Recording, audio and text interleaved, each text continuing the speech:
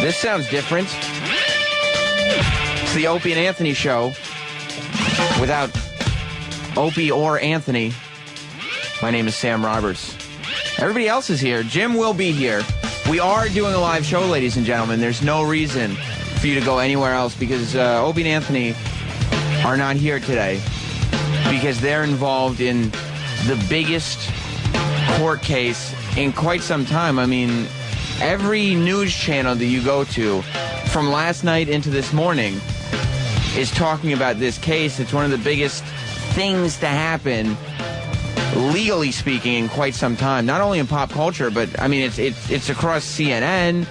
It's across the Morning Joe right now is just talking about it. There are people lined up outside the courthouses with signs protesting because Opie and Anthony are somehow entangled in this court case. And by this court case, I mean, of course, the Sandy Kane lawsuit.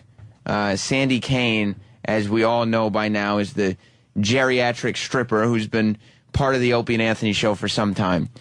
She's been coming in for years and years and doing humiliating things, but they're things that not only did she volunteer for, but she was paid for and enjoyed doing so much that she admitted on the air that she enjoyed it and came back for more every time. Again. Danny's here, Travis is here, Troy is here, E-Rock's here. Kenny's outside collecting evidence this morning because Kenny is acting somehow. I don't know how this worked out, but he is acting as Opie and Anthony's attorney in this case. I've never seen a man wear as many hats as Kenny, but he's gone from officer of the law to security professional here at SiriusXM to now attorney.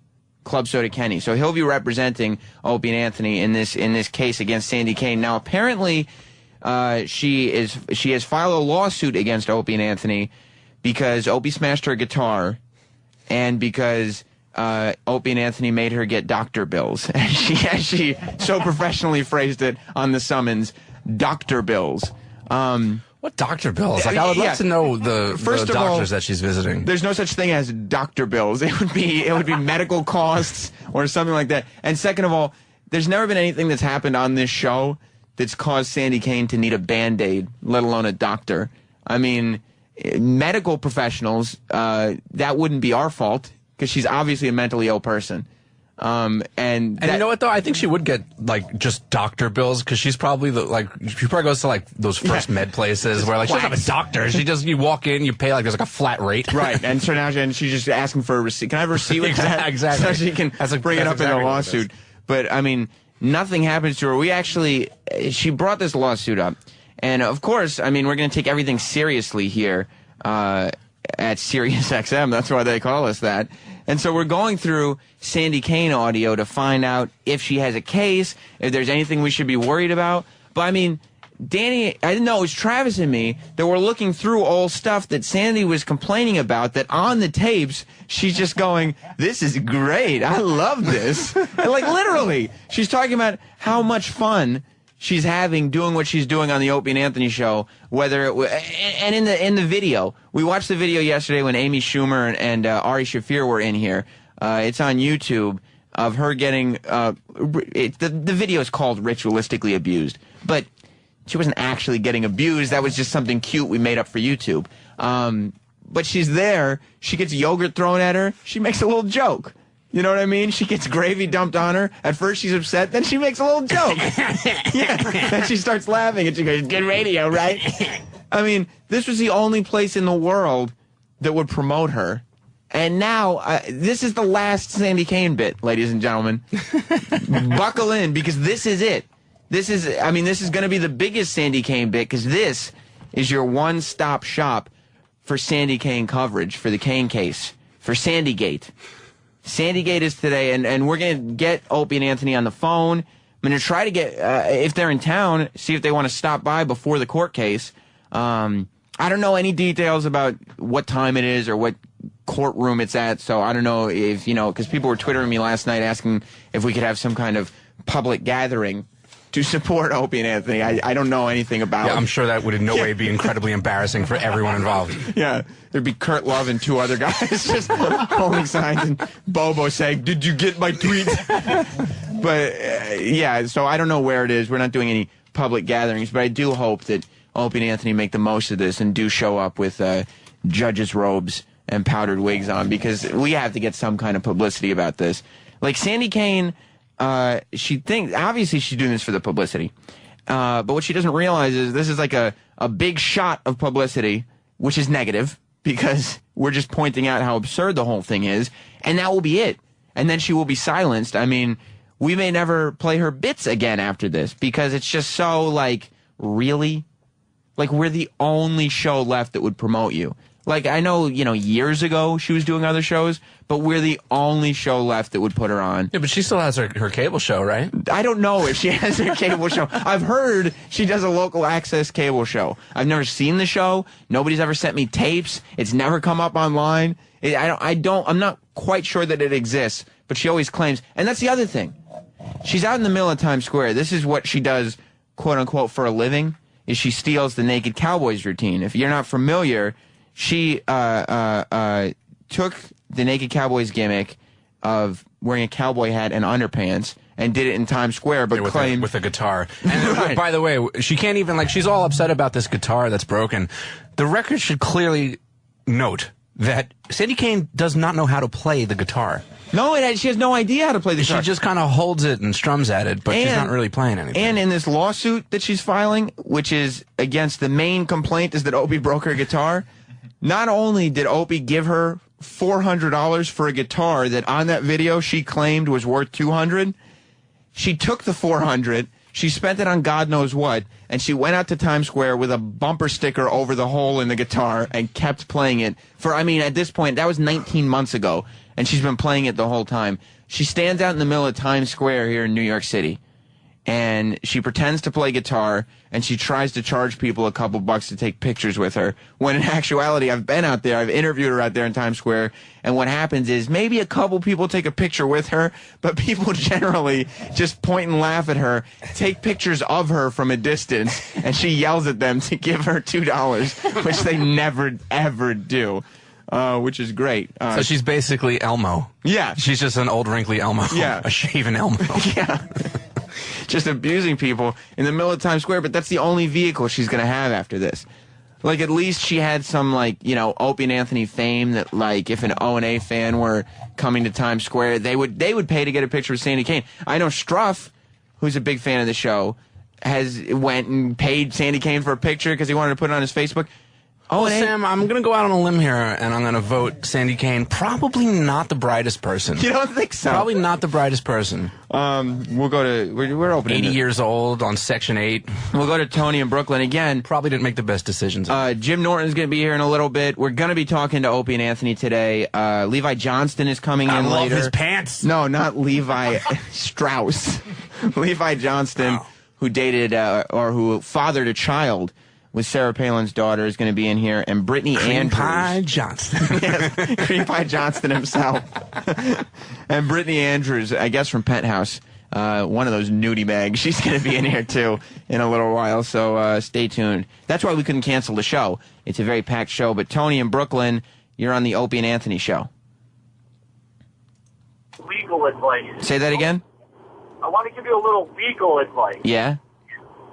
Don't say that Opie broke the guitar. Opie allegedly broke the guitar. Yes. Have if you look at the video, he is allegedly smashing the guitar on the floor. Exactly. Everything was alleged. Yeah. Well, what I like, and you're right, Tony, thank you for bringing that up. And Tony's right. This is all allegedly, folks. There's no evidence that, there's clear videotape. I'm not sure, but it's still alleged. What's great, though, is we're watching this video yesterday of Sandy Kane just getting horrible shit thrown on her, yogurt and gravy, interns picking the chair up and throwing it out of the studio. And in the end of the video, and Johnny Fairplay from Survivor shitting, literally, in her hat. Like, taking her hat and making a number 2 in the hat. And what it comes down to, at the end of it, is us saying, this proves our case. Because not only did Sandy Kane come back after that appearance, but after everything that had happened, she put the hat on for $100. After being thrown out of the studio, after having everything thrown at her, her wig was torn off, shit was in her hat, Jim said, Sandy, how much money would it cost for you to wear that hat that Johnny Fairplay just shit in? And instead of Sandy saying, no, guys, you humiliated me, you've abused me, you've done horrible things to me on a national platform, she responded quick as a flash. You've never heard anybody respond so quick. $100. $100. Which Jim whipped out and said was the smartest money he'd ever spent.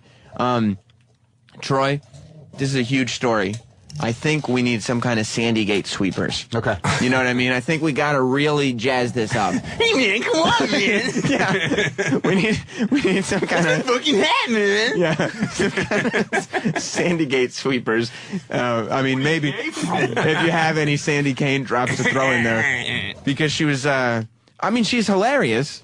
I loved when she was on because I thought the things that she said were so unusual. I mean, Google image Sandy Kane at home so you can really see what she looks like. If you're just waking up, I apologize that that's the image that you have to wake up to, but just so you're all on the same page, because... And if you don't have internet access this morning, just put on an old episode of Tales from the Crypt. Yes, the same exact... And picture that bald guy in a wig with pasties on, and that's Sandy Kane. She would regularly, when men would say, Sandy, I'm not attracted to you, claim that they must be homosexuals. You got a small dick. Yeah, that they had small penises and were obviously gay for not being attracted. Danny, you spent a lot of time with Sandy. As a matter of fact, nah, she thinks that I don't like her. Yeah, what she referred to you as that fucking intern, Danny Ross. Well, see, I'm a fan of Sandy Kane. I like her all of her appearances when she comes in. She's just, I like her voice. I like her cadences and her weirdnesses. It's great. I love it. But when she comes in, I always just I just give her the stink eye. That's just been like the bit with me and her since I started here. So every single time she comes in, I just look at her like and just for that reason alone, she hates my guts. Well, you're that fucking intern, Danny Ross. Look, Club Soda Kenny, let me tell you something about Club Soda Kenny. Like, he's a goof on the air, but when he has a job, nobody takes it as seriously as Club Soda Kenny. And I'm telling you, even though this is a goof court case that there's no way that a judge should even hear it, like, he could have been OJ's attorney. He's working so hard. He's going to there's no way Opie and Anthony are going to have any kind of penalty for this. Is it safe to say that he lives for these moments? Yeah, because he's the type, he's just waiting. He's sitting in the cut, waiting for the be a hero moment. And I mean, he's there for it. He's been collecting evidence since yesterday afternoon, sending out emails. He's coming to that courthouse, Club Soda Kenny is, with audio, with video, with print. I mean, there's going to be no stopping Opie and Anthony with Club Soda Kenny on the case. We should go to the phones. This is the Opie and Anthony show. Don't get confused. We are live covering Sandygate 2011 as Sandy Kane brings Opie and Anthony to court. O&A will be here. Norton will be here. Well, I don't know if O&A will be here, but we'll at least try to get him on the phone. They have to go to court. Norton will be here, and we'll have a couple guests. Dom. Hey, Sam. Hey, just curious. I mean, I've watched a shitload of these little, people's court and everything else. Mm-hmm. How come O&A aren't sitting there? I mean, I don't know how much, advertising costs on satellite. How come they're not suing her or countersuing her for all the free advertising they've given her over the years? Opie and Anthony are countersuing for plugging Sandy Kane's CD that nobody bought. Yeah, I don't think Opie and Anthony are even going to bother with it. I mean, they'd probably... What would you sue for? Crabs? Yeah, it's like... They'd probably have a better case than Sandy Kane does against them, countersuing her. But I don't think they're going to bother countersuing Sandy Kane for advertising costs of her CD, I Love Dick. Which, I mean, if there's one person... By the way, isolate that in there. Oh, man. If there's one person that... I'm not even going to say bought the CD, figured out how to get it. Like, I don't even know where to get Sandy Kane's music, and she's on our show. We were the ones promoting her. Matt in D.C., you're on the Opie and Anthony show. Hey, before I talk about Sandy real quick, I just want to say, Sam, your mom is sexy as hell, and I'd love to lick her tight little asshole once. It's very kind of you. I don't think it's that tight, though. I don't know. Well, that's what just I my was saying opinion. is now that Sandy's going to be off the show, I pray to God that this is the return of Stalker Patty. You're hoping that there's a lot more Stalker Patty bits. I mean, look at the Stalker Patty. You want to talk about Stalker Patty is somebody who cares about the show. I mean, she'll get naked and put a Krusty the Clown mask on. And then pretend like she don't want to do it. Yeah, but then she loves does it. She lives I never for it. understood that with her. Why do you like Stalker Patty so much, Matt? I just remember listening years ago when they shaved her head, they gave her a wig, and they pushed her out of the building and took the wig. Ever since then, I was hooked on Stalker Patty and the Hey, chocolate. Linger longer, right? What? Linger longer, right? Oh, for years. Yeah, that's right. Hey, that's right. Thanks a lot, Matt. And you're right. I mean, as far as cadences go, Stalker Patty is the queen. And Kobe in Indianapolis is feedbacking in. Sam, don't forget, Sandy Kane used that guitar that she's suing over being smashed on America's Got Talent.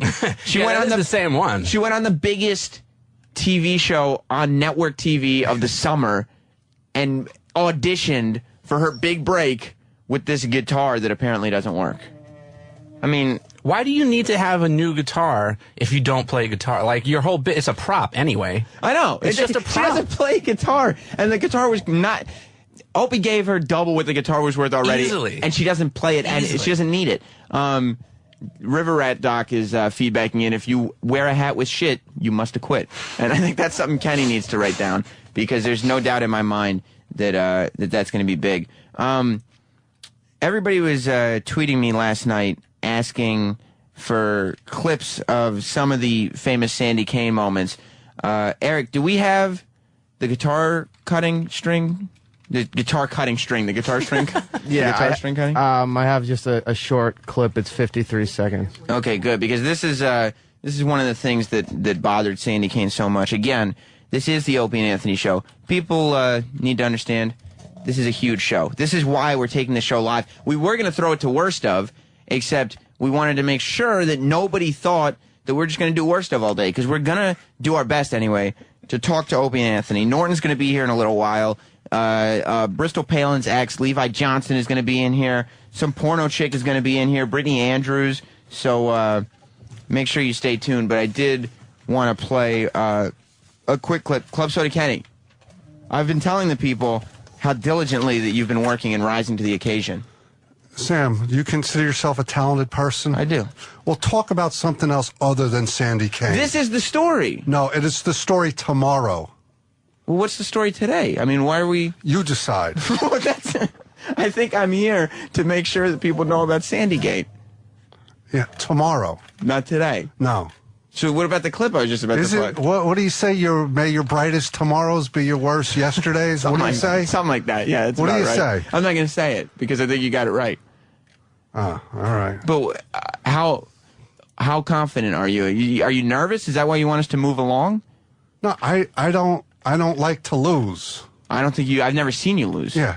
All right. So why talk about it and give her defense, her prosecution evidence? But we're not giving her prosecution evidence, are we? Talk about something. Look what's in the paper. Look. Look at the headlines. Love ever blasting and pictures of guns. I put 11 bullets in NYPD hubby. Hey, Kenny. Yes, sir. What do you think about that new Facebook? Yeah, I saw. Shit. I saw on your Facebook status that you were unhappy that Facebook changed. Yeah. Why is that? Are you just not good with change, or you think that they've made some mistakes on Facebook as we cover Sandygate? We'll cover Sandygate tomorrow when the real talent is here. But Opie and Anthony are going to be contributing to the show today. Maybe. All right. Well, I mean, what are we going to play worst of so everybody tunes out? No, just do what you do. That's what I'm doing. Yeah, but you're not doing it properly. So talk to me about this Facebook problem you have. It sucks. Why? Because it sucks shit. But what's the problem with it specifically that you don't like? They shouldn't have changed that format. That fucking stupid ticker thing on the right side that you gotta like scroll down. It's not easy to do. It's amazing that you're such a Facebook guy, because for the longest time you said you were not going to ever sign up for Facebook. Well, I'm not looking to hook up. Let's be clear about that. A lot of women have gotten the wrong idea. Yeah. People are always asking me if Kenny's DTF, and I got to be like, no. Yeah. Why is Kenny on Facebook? Is he down to fuck? Yeah. No. I'm just I'm just trying to like social network I don't know why, but Jim Norton is here. Jim, we were just going over the changes to Facebook because Club Soda Kenny didn't like us talking about Sandy Kane, so we wanted to talk about the new Facebook. I heard there was a change. The page switched or something, but I don't know what happened. yeah, it stinks, Jim. What's the new page? It's a whole different format. Like they have like a ticker scroll. Like look at Danny's thing there. It's hard. Oh, I Then did they actually have, see that. I fucking hate top it. stories. Facebook is annoying me because I don't like that top right thing with all what my friends are doing. Yeah. Can you take that off? Yeah. No. What's the point of it? Isn't it the same thing that's in the middle? No, but it's like different. And you can't delete on Facebook. What's annoying now is you can't delete like conversations you have. They all save in your email, which is fine. I mean, it's not like I'm giving out nuclear secrets, but it's more fucking mail. When I posted yesterday that I wasn't happy about the Facebook thing, like there was like a lot of like commentary. Was everybody liking your status? Yeah, everybody was in agreement with me. But then one person says, "Hey, Kenny, don't worry about Facebook. Worry about the court case." And let me tell you something, people. I can multitask. That is one thing about Kenny. He is good at multitasking. Do you think people could poke you, like, or ask for a pillow fight or a coffee? You like get your little gift? Listen. Jim is here now. Jim has his own agenda. No, not really. Yeah, I mean, Until 9:30. I'm fine. yeah, he's just kind of here for. We'll talk about Levi Sandy Johnston. tomorrow. Do we have coffee? Yes, we will get coffee Thank and you, breakfast. Kenny. Oh, you rule. All right. So thank God you're here, Jim, because Sam was getting off on the wrong foot. So what do you think? What's happening so far with the case? Well, Kenny wants us to talk about anything but the case on the day that everybody was wondering about the case. Well, yeah, the case is kind of what people are wondering about. We don't. Plus, we don't have any new information to report. It's not Right. like we can report anything. Right. I mean, Kenny's we don't been. know. I was saying, Kenny's acting attorney just about because he's going crazy finding all this evidence. He's not going to. He's going to make sure that O&A walk out of there unscathed because Kenny's walking into that courtroom with piles of audio, video, text. I mean, I've never seen somebody. And none of it pertains to the case. No, it's all just It's part of homeless Charlie stuff. I got confused. I thought it was about that guy.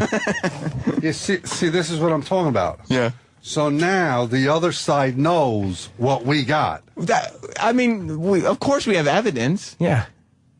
Yeah, but what? Why show our hand? It's a court case against Sandy Kane. Exactly. You're not exactly meeting big opposition. Yeah. I mean, just DNA evidence. The fucking someone's shit in her hat. the prelude to your evidence. I take it very seriously. The prelude to me talking about your evidence was that this case is so ridiculous that a judge probably won't even bother listening to the evidence before he throws it out. I don't even want it to get to a judge. Well, what does it get to before the judge? I want to get this resolved, and I Why? want to get in and out. Well, it's small claims court. There's got to be a judge, right? You don't talk to the lady outside first. No. There's a choice of mediation. Which means what? What does mediation mean? That, like, you discuss, like, this is what I say, this is what we say, and then that guy decides in the middle.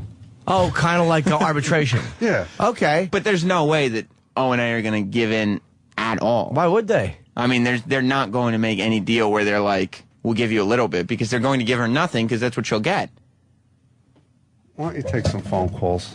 Because everybody wants to talk about Sandy Kane. She doesn't deserve any money. I don't think that they did anything wrong. Yeah. Honestly. I mean, and that's what we were talking about, how it's like every time she's come in here and something's happened to her, You don't she's even come back know what for her more. allegations are, so you don't even know what you're talking about. Hey, they read the summons on the air. Yeah? So, yes, I do know what her allegations What are they? Well, I'm not going. Well, we don't want to go over her allegations, Oh, right? all of a sudden. And tip off the other side. Yeah, us is the other side. Her allegations are that the guitar was broken or whatever, and it's just silly. And there was Dr. Bill's, and their hat was stolen. And My hat. bullet holes were put in it. Which is, I mean, even you have to admit, Kenny, we did fire bullets into her hat. It's been documented. Yeah, I Not mean, a secret. there's twit pics. Yeah, there was nobody in a grassy knoll. This was... Yeah, Anthony said, I'm going to take this hat to the firing range and do this. Then he came back the next day and said, I went to the firing range. and I did this. And my fucking hat had bullets in it, man, Your Honor. I would make sure that she's not accusing that fucking intern Danny Ross of anything, because we know that she doesn't like him. Yeah, well, I don't know if that was brought up or whatnot. But, I don't think it was. I mean, I don't know. I don't know what there is to talk about there, but I would love to know if I could talk about that. See, I'm only bringing up stuff that's already been on the air. Yeah. It's up to you. Well, yeah, I know it's up to me, but I don't understand why you're worried about it at all. You have nothing to worry about. You're fully prepared for a case. I got nothing to worry about because my name's not. I'm not a defendant in this one. Well, I don't think Team Opie and Anthony has anything to worry about. Yeah, I think they're in the right. Yeah, I mean, and I think that, once you get to the courthouse, whether it's the arbiter or the judge or whoever is talking to you guys, will see that Sandy Kane is a lunatic. Do you want him to have a trial by jury? I think it would be great. The more press we can get out of this, the better, because, whoever suggested that they show up in judges' robes and powdered wigs yesterday was right on the money, because we should be turning this into the biggest court case New York has ever seen. Wrong. They're not going to be shock jocks in the courtroom. Why not? They're ordinary citizens. But this is not an ordinary case. Right. It's the naked cowgirl who wears pasties in Times Square and who's 79 years old. Most ordinary citizens aren't suing radio people for defecating in her hat and shooting it. Yeah. It's not a normal court case. Johnny Fairplay shit in my hat. Yeah. He said to me, "I shit in his hat." He repeated, "I shit in his hat." Yeah. It's my cousin Kenny. Rick in Ohio, you're on the Opie and Anthony show. Good morning, guys. Hi, Rick. Well, I just wanted to make a point that at small claims court, there's no lawyers. Right, there are no lawyers. But there is Club Soda Kenny. He's acting attorney. Yes, there is a cadaver. There's two with Sandy there. Yeah. Thanks. All right, guys, have a good day. Thanks, Rick. Okay. But yeah, Jim, before you got here, we were just talking about the case and everything, and after 25 minutes or something, Kenny came in move on, next topic, and we were like, why? Yeah, there's nothing that's really secret with this one. Everybody kind of knows what happened. She decided to sue. I think it was a bad move on her part. Yeah. It's because you keep coming back. You shouldn't have kept coming back to the show when you know what the nature of the show is. And that's what I said, too. When we were watching the video yesterday with Ari and Amy in here, when you offered her, when we did all these things to her that she might have a complaint against, and then you could see in the video, she walked right back in the studio, and you said, "How much to put your hat on?" with the shit in it, and instead of saying, "You guys have humiliated me, you've gone way too far, blah, blah, blah," within a second, she said $100. $100. I don't remember that, but I'm sure I asked it as a joke, not thinking she would ever do it. You never think someone's going to put a hat with shit on it on. And she gave you an amount of money that was so very palatable. Easy to come by. Yeah. Okay, I actually have $100. Yeah. I'm not even going to have to ask the room for money. Yeah, it would have been. She said 5,000, man. And then we would it would have been funny if you could do it. But $100, yeah. Do you realize that this show has had 2 instances of someone putting a shit hat on? Yeah. Yeah. Yeah. True. Both were winners and both are films. I wonder if Sandy Kane will wear her wig to court.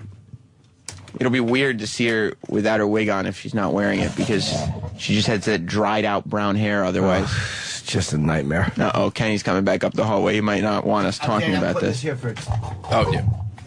Not for me, for Kenny. There's something on the fucking... There's like peanut butter on the side of the mic. Ew.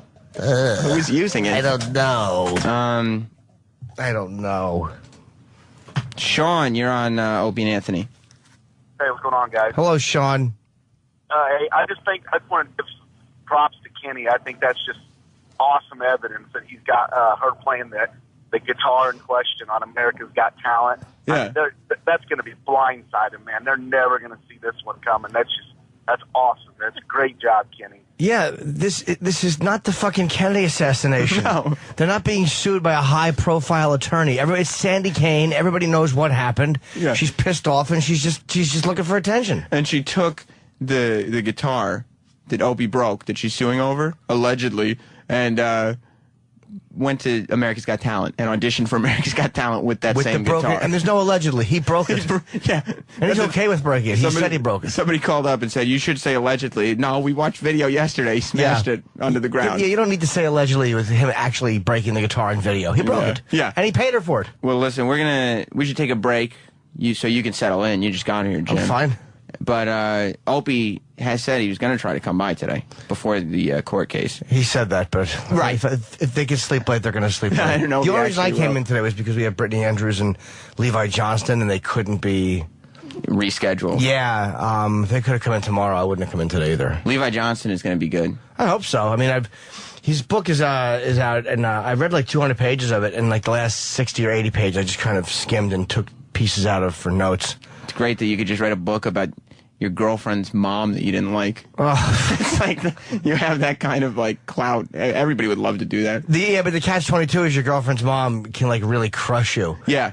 Yeah, I mean, he's never going to come out looking like a good guy. No, and I didn't like him until I read this, and it's like, you know what? I'm sure that some of this, there's two sides to every story. But she seems really unpleasant. Like, if she didn't like certain things he said in the media before, she is going to hate this book. Well, I can't wait till he's in. We will take a break, but we will be back with more of the Opie and Anthony show without Opie and Anthony. But Jim Norton's here. The rest of us are here. It's going to be a great time. What should the name of this show be today? Norton and Friends is a good one, but what should we call it today? Well, Coke Logic suggested instead of Opie and Anthony Live. Instead of Opie and Anthony? Right. How about some Norton? That's really for Sam and Norton. Sam Norton. That's good. Norton. Yes. The show will be back. Stay tuned. Sirius XM. The Virus. The Opie and Anthony Show. How great is that? Celebrity Friends. My favorite new bit. Here on the Rock Jim Some show. Well, it's Jim Norton and myself, because Opie and Anthony have their Sandy Kane court case to deal with today. They're gallivanting in court. Yes. They're gallivanting. I feel like the Opie and Anthony show is becoming a brand. It doesn't refer to two people anymore. No. Although somebody, that's what it was. Chris in New Jersey suggested the title The Morning Jam with Jim and Sam, which I think at least it gets people up, you know? Yeah, it really does. It kind of, because it's got both names included in it. Yeah. And it really says something like times are about to get wild. Plus, it's like, for the commercials, what do you wake up groggy? Need something to go with your toast in the morning? How about some morning jam with Jim and Sam? That's good. Well, how about Cham with Chip, Jim, and Sam? Something. Do you know how tempting it is, by the way, to do Chip until 10 o'clock? I know. It's really hard not to do. I was going to say, people really enjoyed when Chip showed up on the after show and was answering calls. We should try to see how long we could do Chip until people don't enjoy him anymore. There are people that wouldn't, because the goal of Chip is, I do like when people, as a comedian, I like people laugh at it and think it's funny. But there is a part of me, like, Bob Kelly really hates him. Yeah. And that makes me happy. Like, Chip should be able to be used to really bother somebody. A lot of women, I find, hate Chip. Sure. Like, because he reminds them probably of the dummies that they're fucking. He probably reminds them of the dumb guy who they're with who tries to be funny in front of people and who's never funny. But like Jess, my fiance, doesn't like Chip. Oh, good. Jonathan, your manager's wife, hates Chip. Fucking Chip. like Jonathan told me, oh, I thought of you the whole time I was out there because he gave me like 50 new stories of annoying his wife. Great. Like, he'll talk to her parents or her friends, and they'll say something like, yeah, we got to go to Bed Bath & Beyond, and Jonathan will just start going, sis, and he won't even do Chip right. He'll just go like, sis, Bed Bath & Beyond, yes, sis. And that's all he does, and his wife's like, just fucking stop it. Not only does he do the impression completely off, but he doesn't include a Chip joke. No, he doesn't at all, and he hates Chip. Like, I derailed him 40 times when we were out, just throwing Chip in, like, because he least expected. I love to throw Chip in, and he has to acknowledge him, like, he'll go like, that's good, Chip, that's good. And it just stops everything, and it really annoys him. But he can't be mean to Chip because, like, Chip is one of his clients. Like, but you can't win with Chip ever. No, you can't ever win. Well, that's what I was talking to Jez about last night.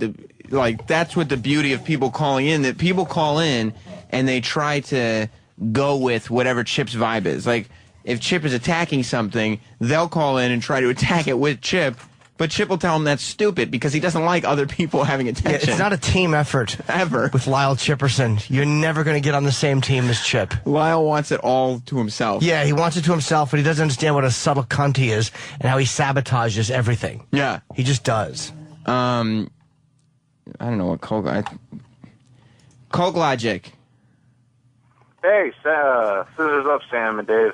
That's Jim, not Dave. Yes. Be respectful. Oh, and it's Jim and Sam. That's Sam and Jim is fine. Hi, Sim. Sim. Hi, Coke Logic.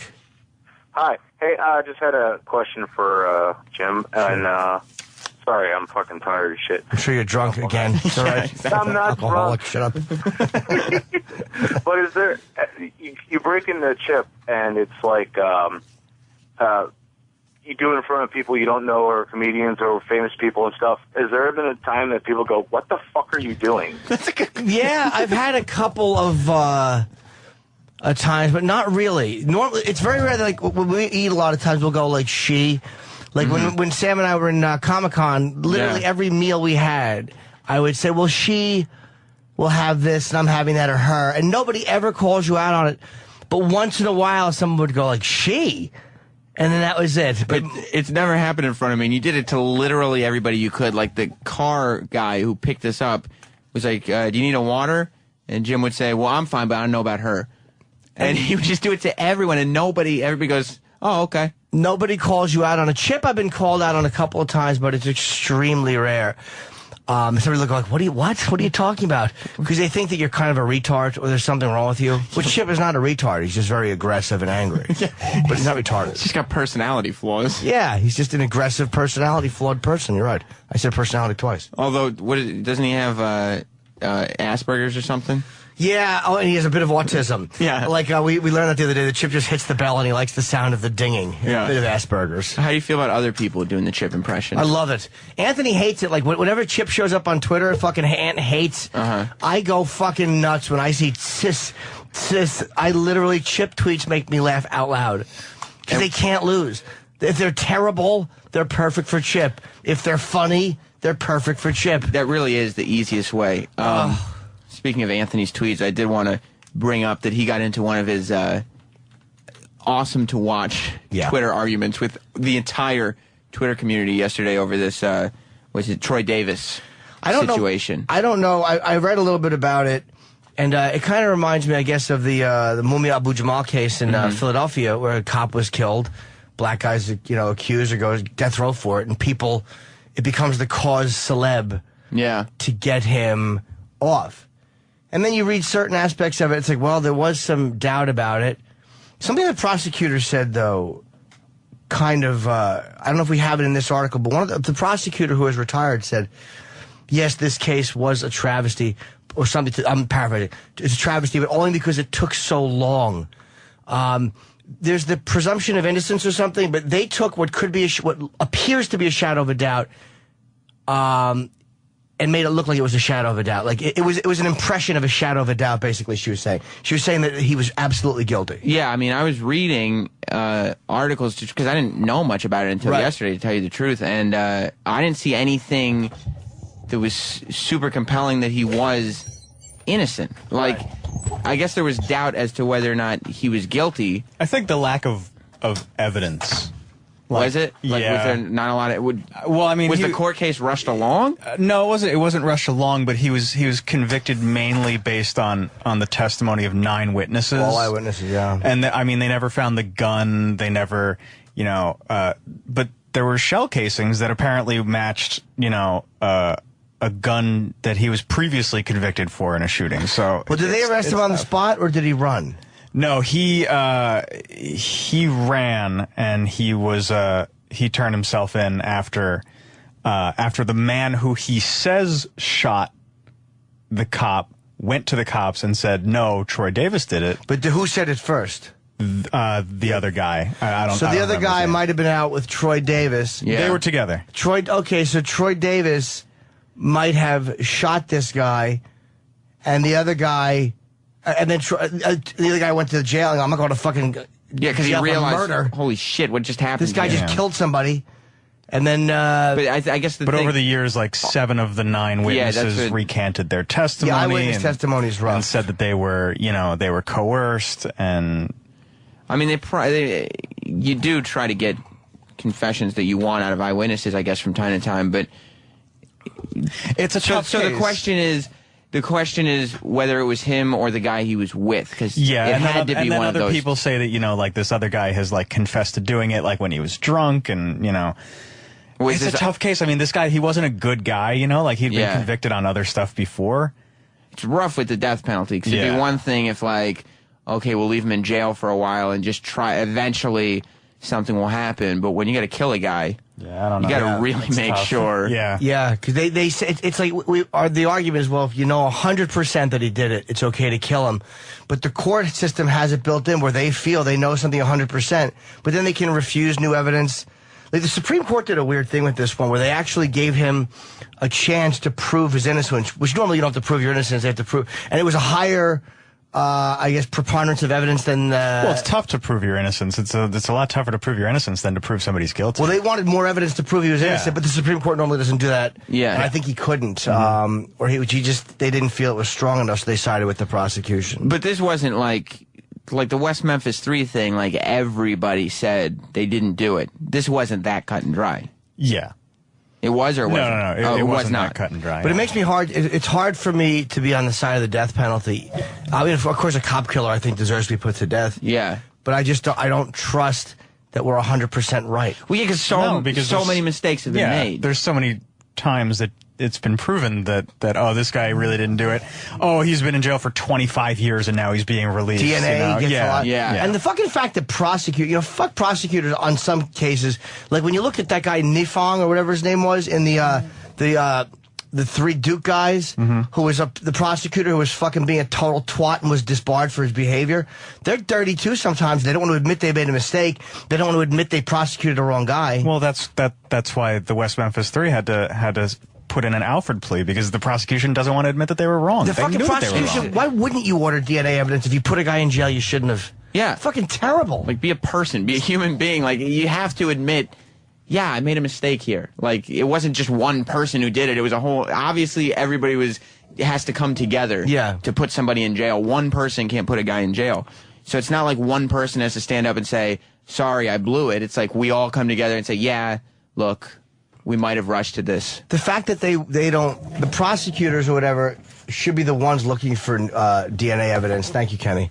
And trying to get guys free if they put them in jail. They don't care. They got really the don't. win. Yeah, that's what it is. It's like they want to make sure that they have a good record, that they have enough wins. So it's like whatever person you put in front of them, their job is to put them in jail, not to figure out whether Not to they're do the right thing. Their job is to get the death penalty for them. Wow, welcome to the Liberals Radio Hour. We really sound like flamers. Yeah, Ant's probably going crazy somewhere like, guy was a piece of shit. Yeah, fuck him. Well, that's what he was doing on Twitter last night. Well, like, no one's. I mean, we're all sitting here, but no one's complaining about the white supremacist who was killed yesterday. I, mean, I think if we know he was guilty, sure, exactly. I mean, I'm not against the death penalty when when it's been proven that you dragged a black man for miles. That's what I love about Ant, though. Like, we're all sitting here saying, well, I guess it could have been.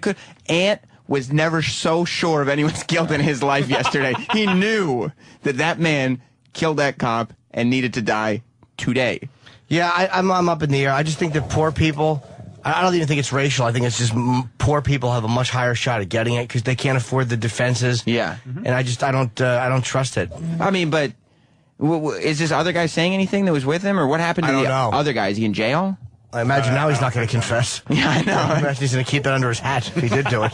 Just kill them both. I mean, that way. I don't like fucking eyewitness stuff only being enough to get a guy put to death, though.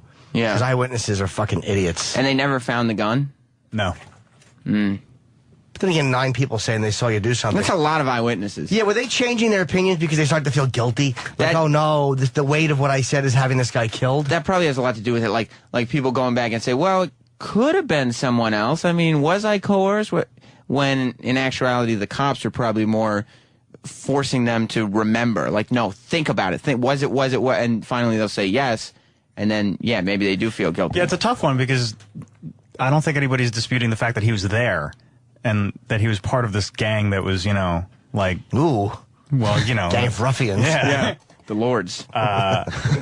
So like I said before... Like, he's not a guy that we're fighting for his freedom. No, I don't think anybody's fighting for his freedom. People are fighting for, a new trial. Yeah. Although, I mean, I don't know if you want a new trial and give him the opportunity to figure out a mistrial and a way to get out of jail, because he shouldn't be out of jail by any stretch of the imagination. Well, they could have commuted a sentence. But he was there. He was an accessory, at least. He had a lot of high-profile people supporting him, though. Doesn't mean anything. Who did he have? He had Jimmy Carter. Puff Daddy. Fuck. Well, if Diddy was supporting him, then obviously. Pope Benedict. the 16th. They're always against the death penalty. The Pope's always against it. Yeah, they will. Anytime there's a tiny bit of doubt, like we could say that this is a bad thing, they'll support anyone. And even if they think you're guilty, they would still say that they shouldn't put you to death. Big boy from Outkast. Look, I think that maybe while Jim said his opinion wasn't racially motivated, Diddy and Big Boy might have been somewhat racially motivated in this cause. Did they say that or no? They didn't say that. This is just my opinion. Yeah, you're probably right. But Big Boy from Outkast hasn't been known to be the most politically outspoken person in the past. They see a black guy being put to death and they want to stand up and and there's an ounce of doubt. They're gonna be the guys to say, whoa, you know. Doesn't mean anything. Who cares? Yeah. Well, that sounds kind of shitty, but he wasn't a good guy. Yeah, I mean, he was, like we said, he was at least an accessory to murder, if not a murderer. Yeah, wasn't he fucking pistol whipping a guy for a beer? Some homeless guy for a beer? That's Jesus. how it started. So he did, but he definitely did that. Well, the story goes that the man was pistol whipping this homeless man because they got into a fight about a beer. This off-duty police officer who was working as a security guard at a Burger King, so you know you're in a good neighborhood. Yeah. When you need a security guard at a Burger King. Yeah. No, that's never the sign of a good neighborhood. Oh. Literal Jim. Okay, good. Sorry. So the off-duty police officer comes over to try and break up the fight, and Troy Davis allegedly. So, but Troy Davis definitely was the guy pistol whipping the homeless guy. That's what they say, but okay, so that's whoever was pistol whipping the homeless guy shot the cop. Right, and then there's no fucking gun. What happened to the gun? What were you pistol whipping with? The back of your fucking never found the gun. The hard part of your thumb. This is like Clue. Yeah, it's really exciting. Yeah, the intrigue. Yes. There must Colonel have been Troy a gun there. with the gun in the piss-stained alley. Yeah. Brian wants to say something. I don't know where he's from. Brian, you're on the Opie and Anthony show, as it were. Yes. Hey, you guys got to get your facts straight. There were 23 state witnesses that presented evidence that they saw him shoot the guy. The 7 people that recanted of the 9 were all friends of Troy Davis. You guys got your fucking facts from Amnesty International. No, he didn't. No, I got my facts from Yahoo News. I got my facts I'm not getting shit from Amnesty International. I got my facts from Lib Travis over here. But we're actually saying we're Air Force. We're saying that we don't know. Yeah. There were why? How come every article says there were 9 witnesses? Yeah, I don't understand. 9. Where's 23? Agenda with the media. This guy was, to Jimmy's point, No, it's the media's agenda. All right, but dude, hold on. You're saying 23 witnesses. Maybe you're right, but don't act like we don't have our facts when everywhere is saying 9. Where is saying 23? If you're right, I'll say you're right. I just don't know where it is. Yeah. Look, pull up Ann Coulter's article last night, who's a lawyer. All right, look, Brian, I mean, if you're going to say that Travis is biased for looking at Amnesty International, don't you think Ann Coulter might have a slight bias she one leans way? a little right. We're looking at 2 ends of the spectrum here, Brian. You're arguing a point, but she's a fucking lawyer that can review cases, and she did. She went through all 187 pages of it. She has a slight agenda. Yeah, she probably did, though, and she is a lawyer. Yeah, I mean, she's not a dumb woman. 23 witnesses that presented it. 7 of those people were his friends that recanted post-case. Okay. You can't argue that fact. There were a total of 23 witnesses to one or both of the shootings. What do you mean, to one or both? Of his shootings. Oh, the one that he was previously convicted okay, the for. one he was previously convicted of. So on this case... So you get your facts straight. There was only 9 on this case. Yeah. So, and the other ones are not up to... That. So there's, 14 for probably 14 for the other case. one. So obviously he was a piece of shit. Yeah, I mean, it's not up for debate whether or not he was a shitty guy and whether or not he should not be in society. So, Brian, what's your comment on that? He hung up. Why would he hang up? I don't know. I guess he thought we were done. Brian, we'll call back because Travis just raised the point that you didn't have your fact. There's nothing worse than somebody going, get your facts straight when they don't have their facts right. Get your facts straight, hang up before they realize. Yeah. I have no idea what I'm talking about. Joe in Buffalo, you're on O&A. Hey, guys. Hi, Joseph. Hey, listen, stupid window. There was physical evidence. The bullet that they pulled out of the cop matched the bullet that Troy Davis had used in a gun in a previous crime that he was convicted of. Okay. So they know it was his gun that shot the cop. And the witnesses that changed their testimony, they didn't say that he didn't shoot the cop. They just softened their testimony. Well, we're not sure. Yeah, that's what. There may be a lot of that guilt you were talking about. What happened? Why was he on the street if he was convicted of another fucking murder? I don't think it was necessarily a murder. It was just a shooting. Oh, okay. It was a robbery. Oh, okay. See, that's, Okay. that's what I keep saying. It's tough because this guy obviously wasn't a good guy. It's a fucking... You know? Yeah, it seems just like... because you didn't find the gun, you know, you still the casings matched. Yeah. You know. So if he didn't do it, his friend took his gun and did it. He probably shot the cop. Don't you wish it was Troy Kwan we were talking about? It's a Kwan-spiracy.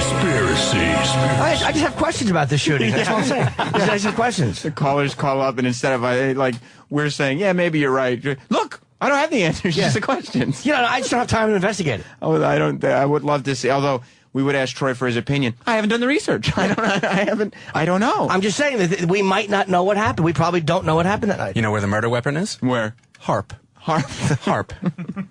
Mark in New York. Hello. What's up, Mark? It's Rob, but that's all right. Okay. You guys were talking about when this guy was pistol whipping them, that they never discovered the gun. You know, back in the 90s, early 90s, when we had the crack epidemic in New York, you know, we always had a saying that the gun never hit the floor, because you could be chasing a guy, he throws the gun, you chase him half a block, you come back, that gun is gone, it's in the wind. So just because they don't have the gun, that doesn't mean he didn't have it that time. No, that's true. We just think that, you know, it's easier if they had it, but I don't think that makes him innocent. I'm starting to think he was probably guilty. Probably, yeah. He probably did it. I mean, I don't know. And I don't know if it's like, it's important not to kill people, I guess, but I don't know. Very important. I don't know, but I don't know if you want to, like, use all this energy and rally behind a guy that was a bum of a guy anyway. He was a bum. It's hard. It's like the death penalty. Again, I feel poor people get it more, so that's why but I don't think it's cruel and unusual. Like fucking Amnesty International, all these groups, they say it's cruel and unusual punishment, which is against the Constitution. But I don't think it is. I just think that poor people get it more, so we shouldn't have it. Yeah, I mean, I think that's definitely accurate because they can't afford attorneys. But I think probably protesting this guy's death penalty might have been a slight waste of time. However, in a perfect system, it probably was. Where there was, like, say, the video, it was the thing if you had video of somebody doing something. Yeah. In a perfect system, I'd be all for it. Yeah. I'd be all for dismembering people while they were alive. Yeah, I mean, torture even. Yeah. I mean, if you had, like, concrete evidence, like, there's no way we can come back later and say that was somebody else. But yeah, you're listening to Legal Eagles here in the morning. Well, look, it's a big court day for us. It Opie sure and is. Anthony have their case. Troy Davis, he's dead, but he had his day in court. He had his day. He lost. Didn't go so good for him. He had like 15 days in court, didn't he? Yeah. Yeah, he had a lot. Supreme Court did something for him they haven't done in 50 years. But which was consider a new trial. Way to stop the chat. Boring fact. Who cares? Well, they considered they considered it, but then they didn't give it to him? Yeah, I guess that they heard evidence and they found that the prosecution was right. Yeah, I missed this whole thing too because right before I went to bed, he had like some delayed execution thing. So when I sent out the email that goes to all these guys, it was that he's alive and they're going to delay everything. And then I wake up and he's fried, or not fried rather, but he's dead. And I'm just like, oh well, now I look retarded. I got the news prep email and it was like, oh, looks like they're not gonna execute him. And then I woke up dead. He's dead. He's not alive. Well, Obama couldn't have stopped it anyway. They were trying to get Obama to intercede, but he wouldn't because it's a state issue. Yeah. And he couldn't have stopped it anyway. The Supreme Court thought didn't want to give him another trial because they were like, all right, he's guilty. Like, we tried him. Well, maybe they felt that the trial, I don't even know if it was about guilt or innocence. I think that they may have felt that the trial went through properly. Yeah. Travis, you don't like that he got killed, though? I don't really have that big of a problem with it.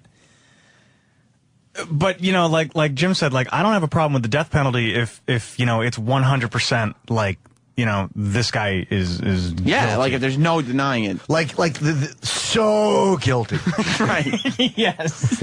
Well, Travis was a big West Memphis 3 defender for as long as I can remember. I still am. Because he killed the kids. Exactly. There's no way that they did that. Yay. So, you know, I mean, there have been cases like the West Memphis 3 where it's been proved that there are just, you know, terrible injustices that happen. But, I mean, there's obviously more evidence that Troy Davis was a bad person. I would have been so happy if the West Memphis 3 got out of jail and said, stupid documentary makers.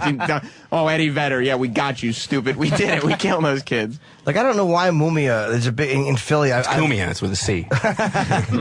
I've looked at the Mumia Abu Jamal case, but I've never read it in depth. But I don't know why people are so... I think he did get kind of a shitty trial. There's a couple things that I read I didn't like, but I still think he did it.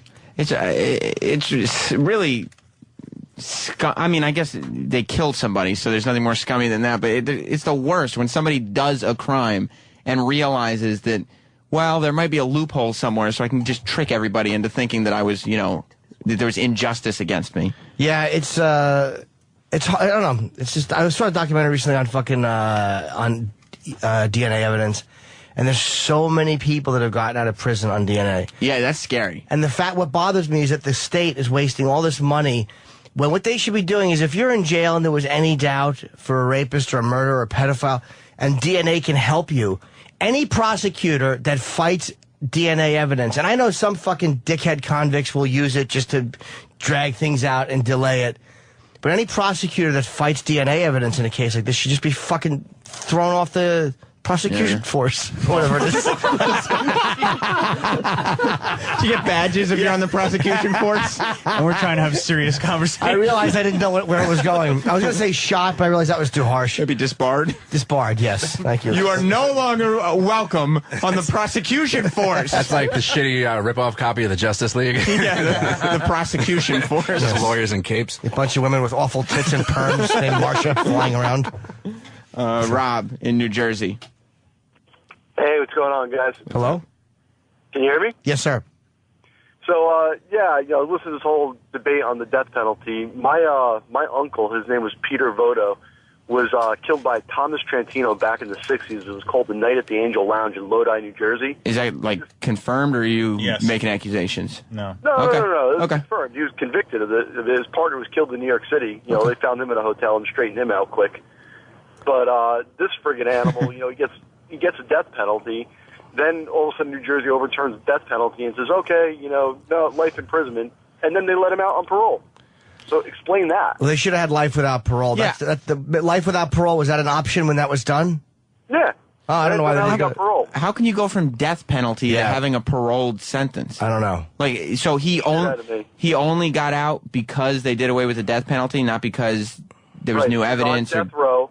Then they converted his sentence to life imprisonment, and they put him not even in a jail cell. He was in a friggin', I mean, if you look up, there's actually video. Like, he did videos, he wrote a book, and they put him in like a camper or some kind of mobile home on the jail and shit. You know, he married his lawyer. Oh my! Which So he had a happy life. Yeah, that's sickening. I mean, I'm not talking about that. How long did he do? Yeah, 3 months. He was in jail for like 30-something years, and he's like 67 years old now. I mean, I got a good mind to just go find him and take care of business for my family, but... No, he still should just die in jail, though. I mean, if you kill somebody, you should die in jail.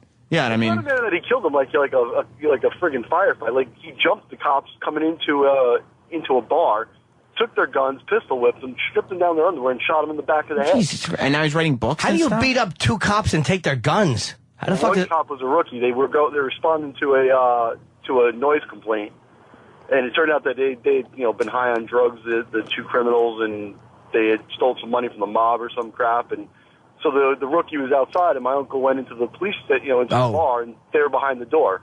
So when they came into the bar, they got him from behind. The rookie went in without no weapon, came back out, called for backup, went back in to help his partner, and he killed both cops.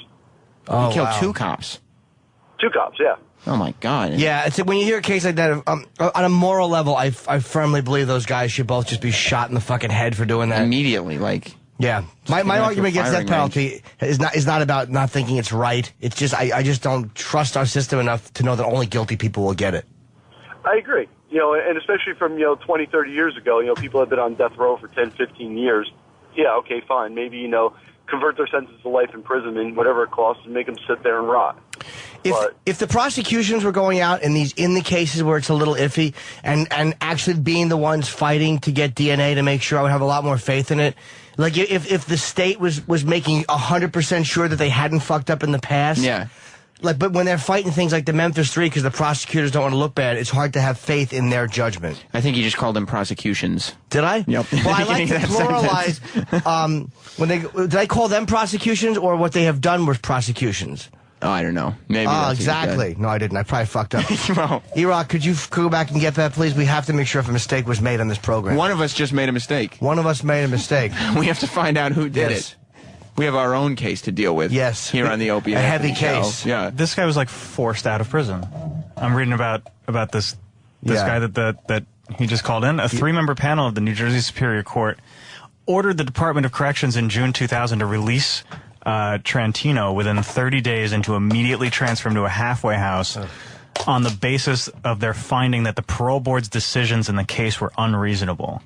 So unreasonable. He killed 2 cops. Yeah. It was unreasonable. And they had a weapon, a conviction, confession, everything. And it was unreasonable to keep him in jail. In its ruling, the court stated that he had satisfied the terms of release and did not pose a danger to commit any further crimes once paroled.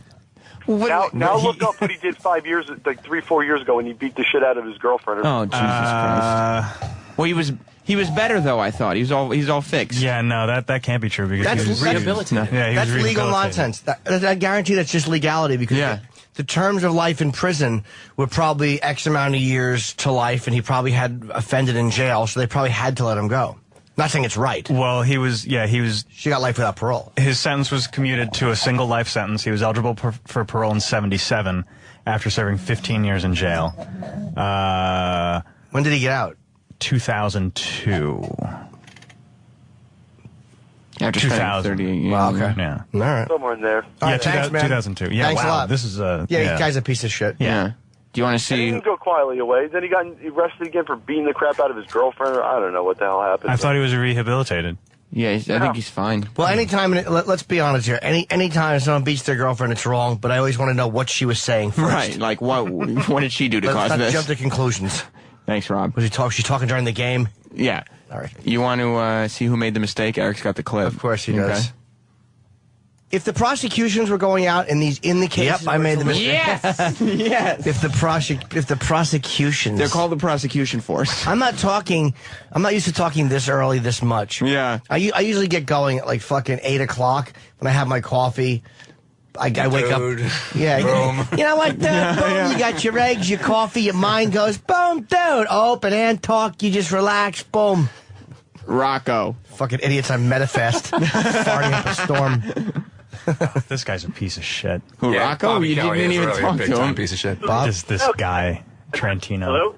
Oh, the guy who just... Yeah, hang on a sec, Rocco. The guy that... I'm reading about when he was released from jail again after beating his girlfriend. Yeah. And he's released, but he was still... He was released... Wait, he went back to jail, and then he was released again. Yeah. Oh. But he was still a little cranky, complaining that he cannot shake the cop killer label he carries for the murder of 2 police officers 41 years ago. Oh, my... I just can't shake this. Yeah. One-hit wonder, I guess. Rocco. All right, do you guys think that if he got life in jail and he actually wanted to get, executed, he should get executed? Like, what do you think the worst penalty? Like when guys who it's like guys who want castration, pedophiles. Mm-hmm. It's hard to say because a part of me thinks yes, and a part of me thinks like you can't do suicide by cop and you can't do suicide by state. I don't know. It's a tough question. I never thought of it. Yeah, I mean, I guess you have, because you can't go case by case every single time. You have to. I mean, I would think there might Some be one. people would rather just be killed. Yeah, but I think you have to just deal with that to kill the people who need to be killed. And lawyer men's might not allow that to happen. Yeah. And lawyer men's and prison peoples might fight that. I don't know. There's an Indian, Andrew the Indian, who wants to tell us about the old Indian way of handling. And by the way, they won't let you hang yourself. And they take your shoelaces. The state has a certain responsibility for you once you're in incarceration. This way they can't kill you and blame it on suicide. Yeah, but I've seen Oz, and I know they can get around that. I know, me too. Remember out of BC? Whose stick didn't get hard when he walked in the room? I challenge you. Yeah, exactly, with his shirt off and his hand down his oh trousers. My fucking God, if I only knew he'd be on the plane on Lost. I know I'd have taken a trip. Andrew the Indian, you're on the show. Yeah, how we doing, boys? Hey, Yeah, this, that, the other. But listen, old WNEW, what I got to say is, when there was something like this happening in the tribe back in the day, people were just, that's it, they were just left. Put them out on the edge of the camp, get the fuck out of here, just step away. I'd take that over life in prison. That sounds much better. Like, okay, you go somewhere. Yeah, you have to leave Westchester. You got to leave. You got to leave anything. You know what you're used to. You're out. You're finished. End of story. I don't want to see you anymore. We don't want to see you anymore. You're away from everybody that held you dear. Tough break. We thought it was going to be a harsh, like fucking apocalypto type treatment. It's just go away now. Don't come back, you.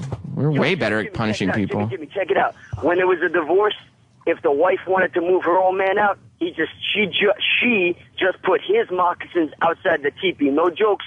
But if he wanted to get rid of her, he could cut her nose off, cut the tip of her nose off. End of story, bitch. Get the fuck out of here. Yeah, but then how would she smell things? I don't know. I love the enthusiasm of Andrew, who's telling these like stories that like he's giving an example of the death penalty that's much easier than ours, but he's telling it in a way to make it sound like it's this mega thing. Like, they made him leave. They couldn't come back. He's saying with enthusiasm and muster. On the Patrice tip, why? Why? My question is, why are the cops always right? Why is the state always right? They're not. Maybe Mumia wasn't wrong. Maybe, who knows, man. We're all fucked up. But anyway, Patrice, I love you. Jimmy, I love you. Patrice is not here, sir. Yes, he is. I'm Patrice O'Neill. I know he's not there, but still, I love him. Oh, okay. I love Patrice as well, but I love him more when he's here, not when he's a mist in the air and a memory. You don't love him enough to just randomly say, you know who I love? Yeah, I like to thank him in the middle of real conversations I'm having about other things. That was a funny example, though. Like, their death penalty sucks, the Indians, but they have a horrible way of dealing with, like, any type of domestic dispute. Like, if you kill people, they just go, now, don't look at this anymore. Yeah. But if you fucking talk while the game is on, your husband can cut your clit off and soccer kick it. Beautiful society. Yeah. But thank you. Same joke twice. It's funny. Will in Houston. Will in Houston. What's he Will in Houston to do? I don't think you got a problem with something. I just wanted to call up and tell you guys about Robert Durst, the guy, the real estate mogul's son in Galveston, who admitted in court to dismembering his victim with a paring knife, 2 saws, and an axe, and he got off on self-defense. Well, what were they coming at him with? I think capital. I don't know what the murder charges were, but yeah, they were trying to convict him of murder, and he got off on self-defense after admitting in court dismembering the guy. Well, maybe he was in a lot of danger. Maybe he killed him in panic, or maybe that guy's limbs were jostling around. Flailing. Exactly. Yeah, I don't know. You don't know. Check your facts, Will. It might be an easier defense when you can hire the best defense attorney, and your dad's a giant real estate mogul worth billions of dollars. It could be, but it helps. Could be what Jim said too. You don't know. Yeah. Thank you, Will. The more money you have, the more you can spend. Good point, Jim. But I mean, it's not always the most expensive lawyer that's going to do the trick. For instance, today, Club Soda Kenny. Yes, right. He's going to be the guy who goes into that courtroom. He'll be the dumbest lawyer. Yes. Club Soda Kenny's going to go in because the reason Opie and Anthony aren't here, as if you're just tuning in. Yes, they're both dead. It's very sad. Yeah. They're found in a lover's tryst together in a vehicle. Jim and I have never been happier because we're taking this gig full time now. They were found, and look, not to disrespect their memories, but they both had their pants around their ankles and their hands on each other's penises, and it was just a tragic accident. They didn't realize the garage door was closed and the car was running. I mean, that happens sometimes, but at least they left us like they would want to have left us, Just tugging each other's puds. Tragic edging accident. Yeah, they said that Anthony was found with his head against the window and his hands up in the slow down motion. He was apparently telling Ope to slow down. Ope was known as aggressive sexually. Yeah, so. yeah. Quick jerk McGillicuddy was his nickname around the office. We kind of kept it under our hats. I mean, there were a few times where there was, physical incidents, scarring would come in, and we knew what was going on. We just never thought that it would get to this point. We never thought that tragedy would strike. We had warned the boys many times to always open because they like to have the music really loud, like in casinos, so nobody could hear them jerking each other off. Exactly. God bless their souls. They will be missed. On that note, we'll take a break and be right back. We should try to get one of them on the phone if they're awake. Opie's awake. They're dead. Yeah, or not dead. Yeah, exactly. Thanks, Sam, for blowing the bit. Sorry. The Twitterverse going. I know. Everybody was going for it. We'll be back. Virus. Sirius XM.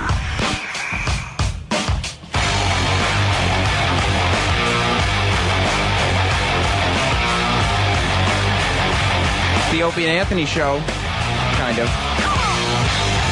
Sans Opie and Anthony. Yeah, Opie and Anthony are taking care of the biggest legal battle in the history of New York State, possibly the country. Yeah. The Opie and Anthony show versus Sandy Kane. She's suing Opie and Anthony for a guitar being smashed and a hat being taken in small claims court. If nothing else, it's hilarious, but They'll be back tomorrow. Eric, have you heard from Opie at all? Yeah, I just got a text because I asked him hey, do you have the hotline? Do you want to call in? And he told me to fuck off. Well, why don't you call him on the hotline? I did. He's not picking up. Okay, well, I guess we won't be hearing from Opie then. Well, you know what it is. We have Brittany Andrews in today, who I Yes. think is really hot. Yes. Big, giant tits. And Levi Johnston, Sarah Palin's old, almost son-in-law. Everybody knows who he is. Yeah, apparently Brittany Andrews is now a producer-director. Oh, is that what she's doing? That's what it says Okay. on the sheet that Roland just gave She looks me. very good, too. Well, I wonder if she's still doing porn. I guess she's... I mean, She did fetish stuff, too. She was fucking hot, man. I'm assuming she's producing, directing porn. I didn't really read. I'm glad that you brought that question up, because it would have been embarrassing. Yeah, I know. I didn't do much research on her at all. I did none, I should say. I'm lying. Zero. Much. I did zero. Because I was too busy reading his book. And, well, she'll probably be more of a go with the flow, let's just comment on what's in front of us interview than... What's his name? I get a couple of questions. I want to practice my Levi interview. All right. Who do you want to be Levi? Whoever Danny can be Levi. Okay, that'd be great. I mean, Danny, do you want to take the role of? I'll try. I'll do my best. Are you going to do Playgirl? Yes. Okay. Yes, I am. I'm going to show my big Alaskan hog to everybody. Okay. How tall is John McCain? Oh God. Not a good question. No, that's boring. How tall is John McCain? Yeah. No. He met him. Well, I know, of course he met him, but we could probably just look that up. All right. I mean, do you have any other... Do you fly Alaska Air more because you're from Alaska? That's stupid, too. I don't like these questions. Yeah, that's a dumb question. You know how bad I wanted to pre-record Chip calling in? We got to do a pre-record Chip someday so I can do a Chip phoner while I'm sitting here. Oh, and you could just sit here and interview and go, I think we have a call. You have a call. And then Chip picks Yeah, up. Levi, what do you got, your own jeans on or something? You missed that I made that joke before you came in. I didn't hear it. Except Danny wasn't doing a character. No, it was just completely legitimate. It was just being legitimate Danny. humor. Oh, Yeah. that's funny. There's nothing worse than when Chip repeats something you've said in real life. It's humiliating for all to hear. Yeah. We could set that up if you want. Yeah, I want to do that a couple times, like, oh no, Troy is pulling Travis away. Why? I just wanted to hear something quick. Oh, okay, cool. So, Troy, do you have any opinion on the Troy Davis case? Yes. No. No. You haven't done the research? No. No opinions, but any questions? No. Okay. It's a conspiracy. I don't like when Troy's hat fits him because none of his hair is sticking out. He looks like a child. Yeah. Looks like a small boy. Straight brimmed hat. Yeah. Fucking our gang. Beat it. I don't trust anybody. There has been an attempt on the life of President Kennedy. I want to see the body. No. There is an agenda with our government. We've been lied to before. No. Do you know for sure? It's a little hard to believe. I don't trust anybody. Is it the truth? I don't know. What were you thinking? Who hit that? Eric. I love Eric. Big Cole Stogie shirt. What's a Big Cole Stogie? I don't know. It's one of these ironic throwback shirts that Lucky sells. Sometimes Eric's wife buys his clothes for him. Sometimes. I think all the time. All of them. Big Cole Stogie boy. Stogie boy. He's a big Cole Stogie Eric, boy. why would you wear a T-shirt with a word that rhymes with hoagie on the front of it? And it has an adjective that describes big. Yeah. It's big and stogie. And Big Coles. Big Cole Stogie. It was yellow. I didn't read it. I just threw it on. That's an excuse not to put it on. Yeah, it's yellow. Where's a yellow shirt? To throw clam chowder on you. No, I was just going to ask if you heard what Florence Henderson said. That she had, yeah, I did hear that. I didn't hear her say it. Well, she put out a book, I guess, and she was in doing interviews yesterday afternoon at like 2:30 or something. But for some reason, at her age, she can't just kind of fade off into obscurity and be a TV legend. She wants everybody to know everything. And Florence Henderson said that when she was younger, she had a case of crabs. That she got, and she got it from some politician, I think. Somebody running for mayor, I think. Well, we know who she didn't get it from. Yeah, exactly. Yeah, but I mean, what would possess you at this point in your life to be like, you know what? I need to tell the world that I one time had a case of crabs. To sell books, because there's nothing else to talk about. You always got to reveal something to get people to talk about your book. We're all talking about Florence Henderson. There's got to be one quote. I got to buy this book. And then you buy the book and realize the only interesting thing in the entire book is that one time she had crabs. You realize how boring chapters are, like, California, here I come, with an exclamation point. It's about her shitty trip to California. Isn't it called Brady Secrets or something? Ugh. You know what the book is called? Life is not a stage. Oh, maybe that's a chapter or something. Life is not a stage. Sometimes you get crabs. Sometimes you let a donkey fuck you in your private life, not necessarily just in front of people in Tijuana. She just wanted to cash in on everybody thinking of wholesome Mrs. Brady fucking some guy, giving her crabs. At least that's a juicy tidbit. I hate these fucking Brady books because none of them ever reveal anything. Yeah. Oh, Mike Lookinlin revealed that one time Robert Reed said shit because his coffee spilled. Ooh. He cussed. Ooh. Or the Saved by the Bell tell-all that stupid Screech came out. There was just lies. Like, he wrote, like, Zach and Kelly was in a threesome with the show producer, and Slater used to hook up with, like, and then, you know, Lisa would fuck everybody on staff, and there's this whole list of things that Screech, I mean, they had to be made up because nobody gave them any credibility. I kind of like the fact that at least he wrote interesting stuff, though. If you're going to lie, make it good. Yeah, it was interesting. She said she woke up to little black things crawling over her bed and body. It's Anthony's worst nightmare. Wow. Henderson immediately went to a doctor who helped her get rid of the creepy crawlers. And creepy crawlers? Well, that's you know. I have creepy crawlers on my vagina. Please isolate that too. And Lindsay, the mayor's name was John Lindsay. What was he the mayor of? He was Crab Town or something, right, Travis? No, New York City. Why would anybody laugh at that? Wait, the mayor of New York gave her crabs? John Lindsay, Is that Lindsay? Former mayor of New York That's a pretty City. good fucking It's a story. nice little From tidbit. 66 to 73. Wow. Mike Bloomberg got my ass hairs greasy. But this guy gave her. You put a pedestrian plaza in your asshole. Yeah, he put potted plants on my balls. Help. Theo LaGuardia made my cock swell. He stepped on it with the heel of his lifts. Is Lindsay still alive? No, Lindsay died in 2000. So he went from 70. And gosh, notched on her pussy. He went from 73 to 2000, thinking, oh, nobody's ever going to find out about it. And then Florence Henderson has to embarrass the rest of his surviving family by announcing he had crabs and gave it to her. He sent her flowers and an apology letter. Oh, I know. That's hilarious. Got the Sorry mid about the cock. Sorry, babe. crabs. Yeah. I bet they made that Brady Bunch tinkle-inkle noise when they walked on her pussy. Have you never had crabs, have you? I've had it 3 times. You have? Oh. Yes, of course. Because Ron Jeremy always said that's the only STD that he ever got. Yeah. Was crabs. Because I remember you saying that as much as you have had sex with hookers with no condoms, crabs is the only thing you've gotten. Crabs I got 3 times, twice from the same girl in a week.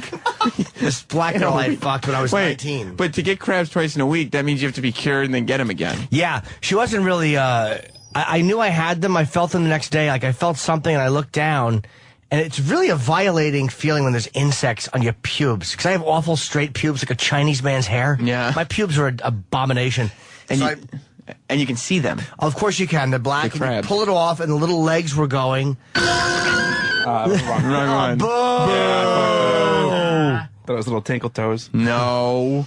So I pulled the crab off and I went and got Rid medication, which is it's like a weird shampoo and you have to run this comb through your balls to get the nits and eggs. And you have to They're laying eggs in your pubes? You have to hot wash everything really hot. And there was no recurrence, but a week later I fucked the same girl again.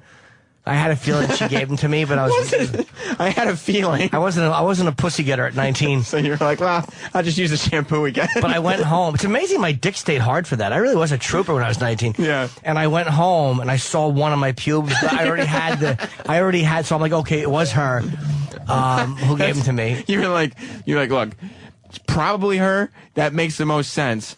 But I'm not going to jump to conclusions. Let me do a little investigating. Let me fuck her again and see if I can reinfect. And you cured yourself of crabs, and then you just went and caught them immediately again. But it wasn't bad the next time because I just I hopped right in the shower with the shampoo and and I was gone. And then years later, maybe 4 or 5 years later, this girl I was dating shaved her pubic hair. So I think she cheated on me and got them. Yeah. And then I wound up getting them. But I think I was just starting stand-up, so I was like, it might have been from a hotel or something, or she didn't know where she got them. Hotel? She cheated on me, I think, and got them. I bet she did. Which is fine. Well, at this point, I think you're probably moved past over it.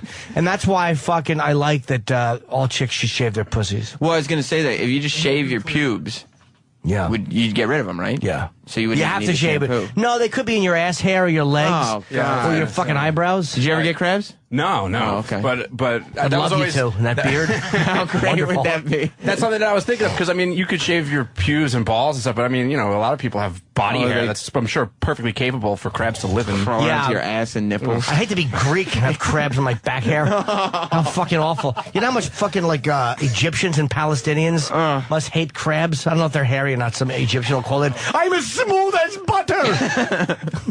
See, does that mean Florence Henderson had to take Raid shampoo? Raid. Raid. It should be Raid. It's bug spray. I'll bet you she has really long ass hair and she had to comb it out. She had to comb through. Eve Plum had to come in and trim her asshole hair. And Ann B. Davis yanked them out and fed them to Sam. That's the sound of the dead crabs hitting the toilet. Yeah. As she punched herself in the pussy. Yeah, that's them marching off her clit into the toilet. And their dad had to sit the kids down and explain to them, your mom has crabs. Yes. Well, you remember that free trip to New York we all took? Well, that didn't come without a price. Yeah. Luckily, I don't mind if your mom cheats on me. Exactly. Because he fucked me in the ass, too. Yeah. So your mom has crabs in her vagina. Mine are in my asshole. Yes, and mine are in my poofy perm. Yeah. That's my hair that was amazing in Roots. Do they crawl up your whole body?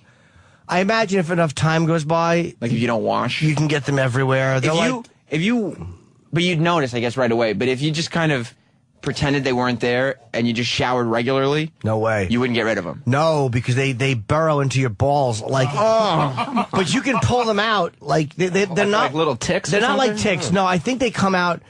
I remember pulling one out, and I'll never forget the legs going and pulling one off my pubes.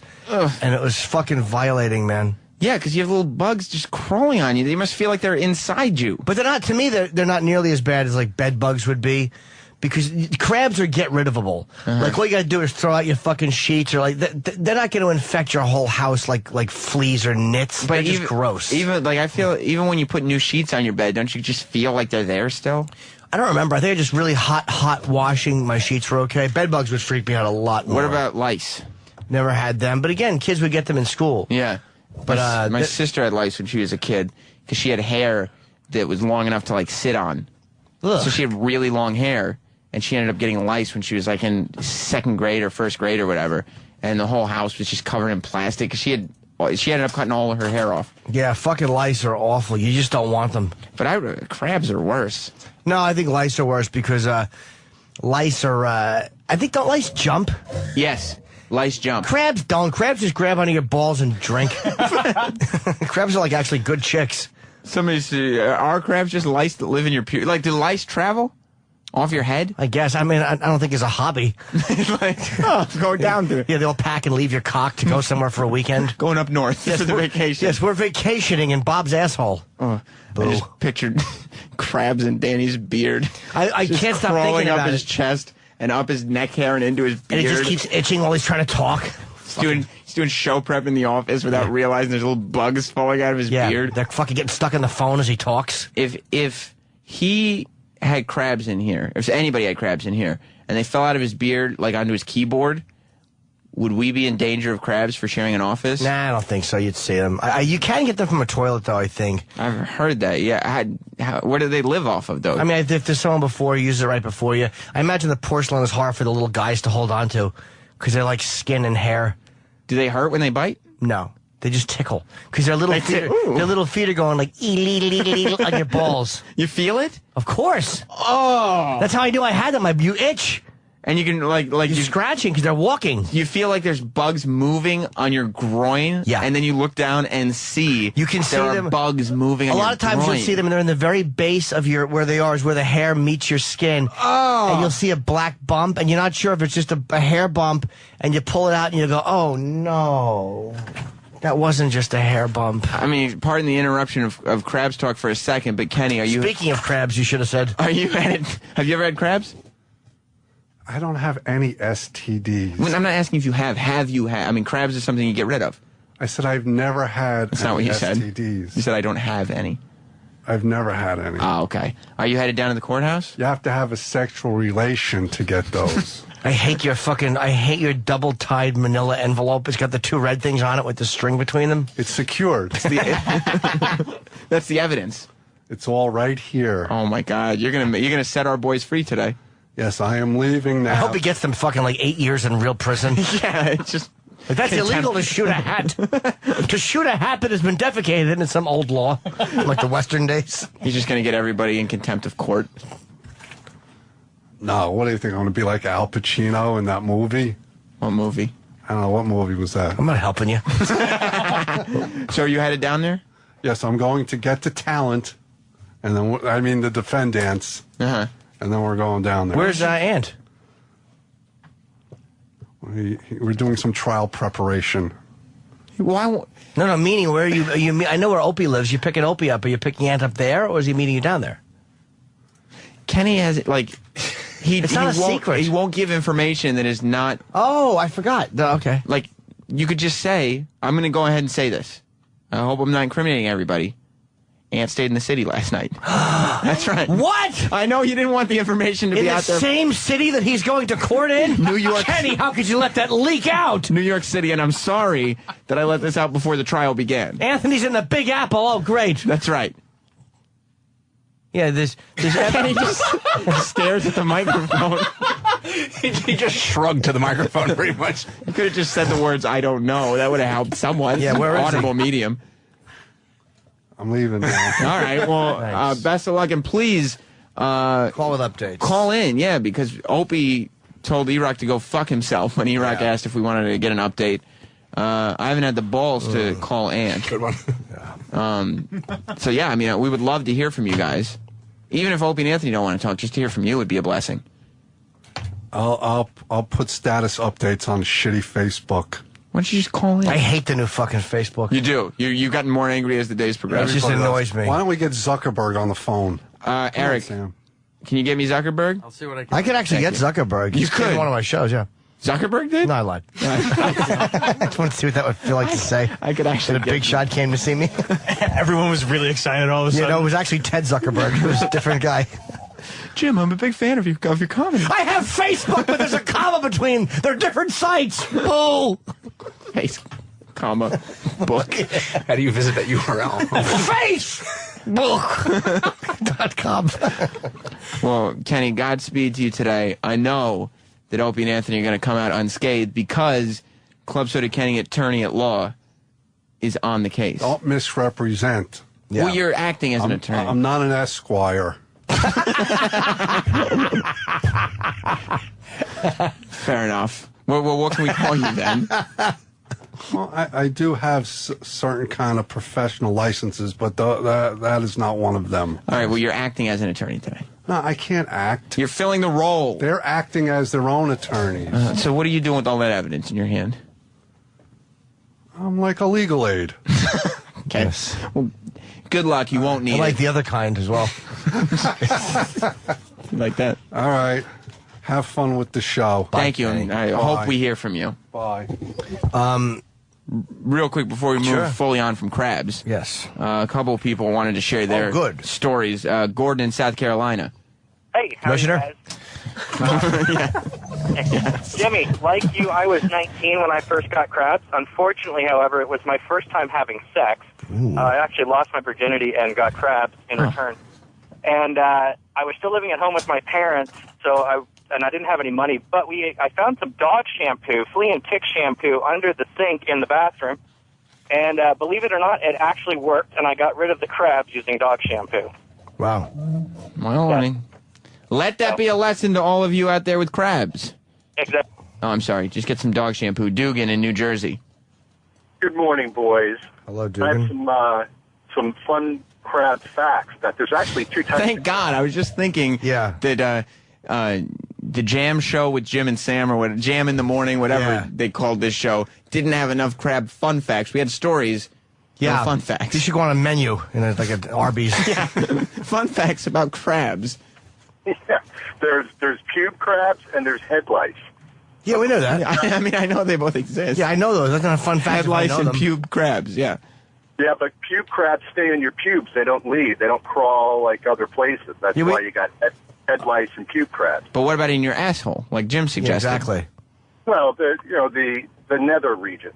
Okay, so they will crawl in the taint area. Yeah. But what if you're a hairy guy and your hair kind of... I mean, there are guys who have enough hair that it kind of connects... They probably like the warmth of your crotch and asshole. Especially if you wear, like, tighty whities. Yeah, and especially if you're, like, say you're an ethnic, like you're from the Mediterranean. You have nice, warm, hot balls and ass cheeks. Yeah, and just cozy in your briefs. Well, I imagine if your whole body smells like ass, they might like that. Maybe. Thanks, boys. Punching out. Yeah, bye. All right, thanks. Props to Kenny. Nah, Kenny's not here anymore. I'm not an Esquire. Kenny, he has a way of saying things that are both hilarious and completely derailing. Yeah. Like you laugh at what he says, but there's no place to go after what he says. Nowhere. I mean, he does nothing. I wanted to mention something from yesterday, too. Oh, yeah. Because we were asking why we couldn't get Jonah Hill in studio. And, we don't have an answer. I don't think it was him personally. I think it was I don't think he said fuck Opie Anthony. I think it's just... No, I mean, I talked to Roland, and he said that it's Roland's understanding that he had a limited amount of time to do some stuff. He did a bunch of TV. He's been a Howard fan forever, and he's never done Howard, so he did Howard. I have no issue with... I don't think guys should be... You guys, like the fans, we appreciate you guys being loyal, but you don't have to attack the guy on Twitter, because it wasn't like he said anything bad about the show or said he didn't want to do the show anymore. I wish he would have come in a few minutes early. Yeah. Like, there's a balance, because I do other shows when I'm on the road, and I wouldn't blow off a show that I had been loyal to do any other show. Yeah. I would try to do both. There's a way to do both. Yeah, I think there is. I mean, don't kill the guy on Twitter is what I'm saying. Because, I mean, yeah, let him have his day in court if we're theming the show. Because he did, like last time he was in here, the first thing he said was, you guys are great. You guys had me on before anybody else would. Like, he remembers the show. So it's like he didn't come in this time. He should have. Yeah. But he didn't. I'm sure he'll come in next time. The hard thing about it's a really weird line we walk, like, because radio has egos like everybody else. But Roland had been, it wasn't like it was a last minute trip. And oh yeah, he just decided to go in and do that and he didn't have time or whatever. Roland said he had been trying to get him and he couldn't. And he was repeatedly told no. Mm-hmm. So it's like, again, I think that was probably somebody on his, I would say, team or one of those people behind the scenes probably just going, no, he's just doing this. But it's like, why would you just have to do that, like, instead of a show that's taking care of you? Yeah, I mean... I still wish he would have come in, but I'm saying don't kill a guy. Yeah, he's... Plus, I mean, a lot of it probably has to do with he doesn't make his own schedule. But I can't see myself going to Seattle and blowing off B.J. Shea. Yeah. Who's a friend of mine who's taking care of me when I was there for any radio show. Or I can't see myself blowing off Toucher and Rich in Boston. Or any of the guys that were good to me. Like, I'm sure that he knows we're here in New York. He may not remember that we're in the same building as Howard Stern. He knows. You think so? Yeah, absolutely. People always know. You could forget at times. Yeah, you know what? I've gone to studios and not realized that I was in the same building I was in the last time I was in town. Especially because he hasn't done Howard, so that whole wing of the building was foreign to him. But when you're a fan of Howard and you come into this building and you know he broadcasts right there. You're right. He knows. No one doesn't know where Howard works. You're right. So I kind of wish he would have come in. And also, we've been bitching about a video element to the show. This is where it kind of hurts, because the video department here is small. Mm-hmm. And yesterday we have Amy Schumer on, and she's great as always. She's very funny. And she's talking about something that's topical. It's in the news. It's like, the Ryan Dunn joke and her reaction to it.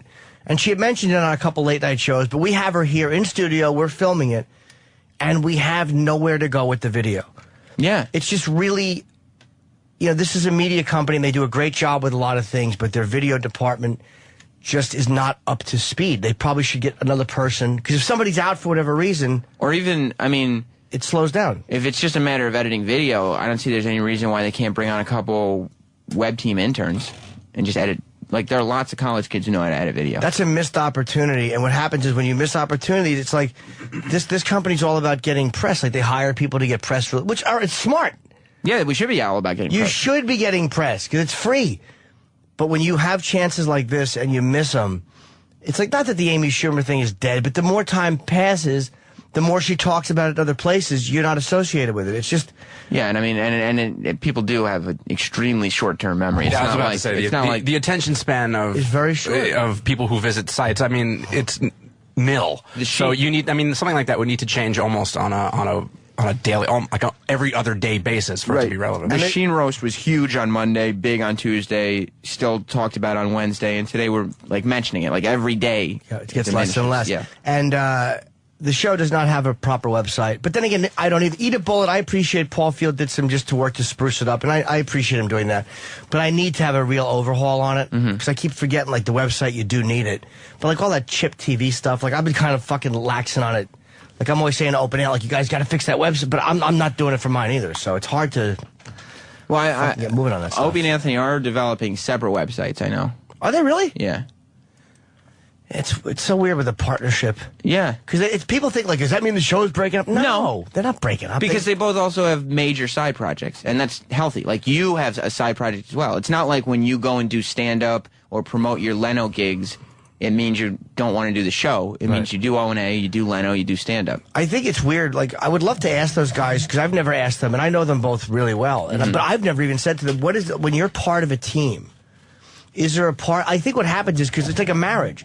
And creatively, you both are, you love doing what you do, but Opie has his life, Anthony has his life, and it's like they both have other interests, and you want to creatively, you don't want to have to call another person every time you want to do something at 3 in the afternoon. Yeah, I mean, as a comedian, your whole thing, like, that's the one performer where you're completely by yourself. Like, you write your own stuff, you go up by yourself, you do anything. Can you imagine, like, being part of a comic team? Like, I didn't realize they were developing their own, I didn't even know that. They are, yeah, they're developing, but, you know, and that's kind of along what they've been doing, like Anthony with the Compound stuff and Opie with the YouTube channel. Yeah. So I just think they should have a site with both of them on it, and then I mean, I definitely think that the show needs a website. Drive traffic to those. I don't think the individual sites are bad to have at all. No, I just didn't know they were doing it. But it'd be nice. It'd be nice for the show to have a website. They do. There's a Facebook page. Facebook is just not the same. Yeah, but man. that's it's good enough. It's just not the same. It's not. No, I mean, sure. You need a website with the links to your Twitters and your Facebooks. Nah, that's irrelevant. There's a really weird thing with videos. Like, viral videos are so hard. Like, Louis has tapped into something because he's really great at doing them. I mean, like when he walked into the pool. I mean, he's just a creative fucking editor, director. Yeah. But, like, once you latch onto that, if you have one place, I mean, Opie has Opie Radio, but a website would drive more traffic than Opie Radio because more people know Opie and Anthony as a brand name. Like, and all those videos could be on the Opie and Anthony site. So many viral videos don't mean anything because you watch them and they get millions of hits, but in the end, you don't know where they came from, you don't care who posted them, and you forget about them when you're done. You do need a home base. Like, you need to be able to say, oh, what's this guy from?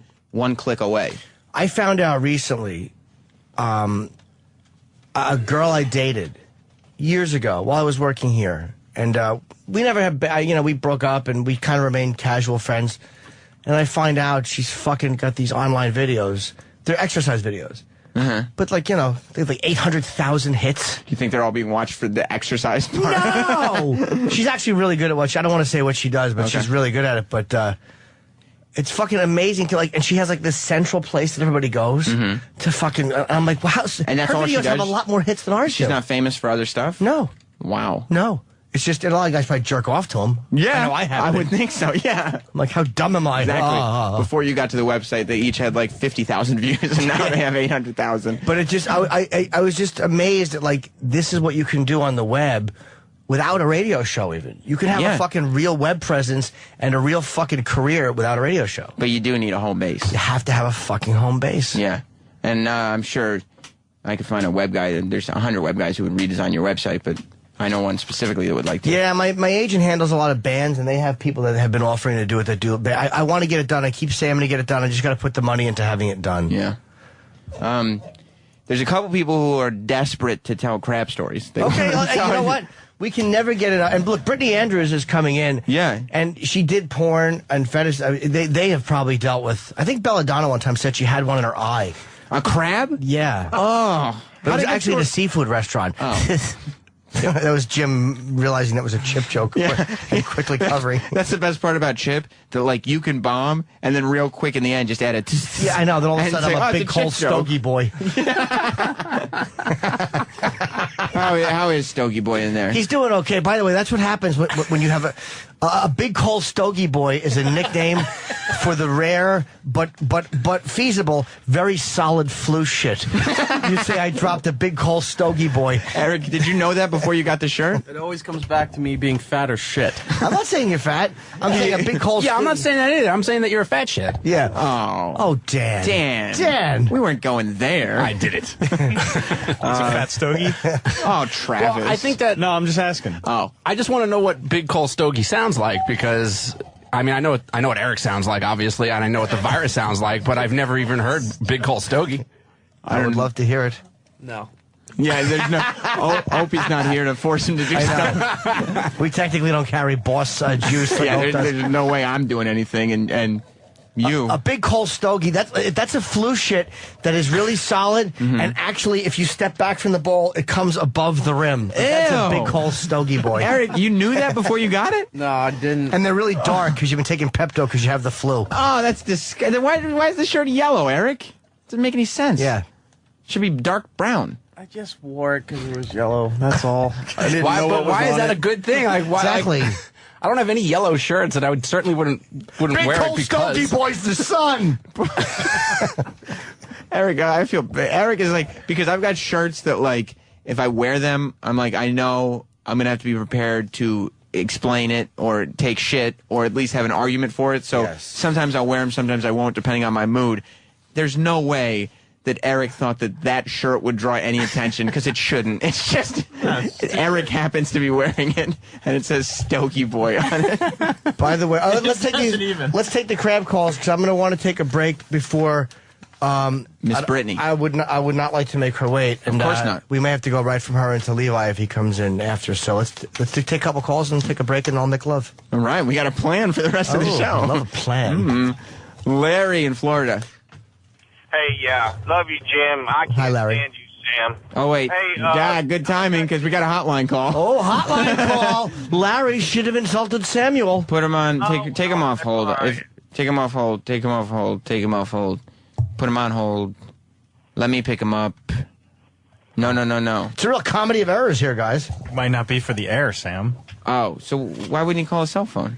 Does that mean I have to talk to Larry after he insulted me? Well, let's hang on. Sex man, or I'm sorry. I haven't hung up on you Big yet, Larry. Big cold stogie.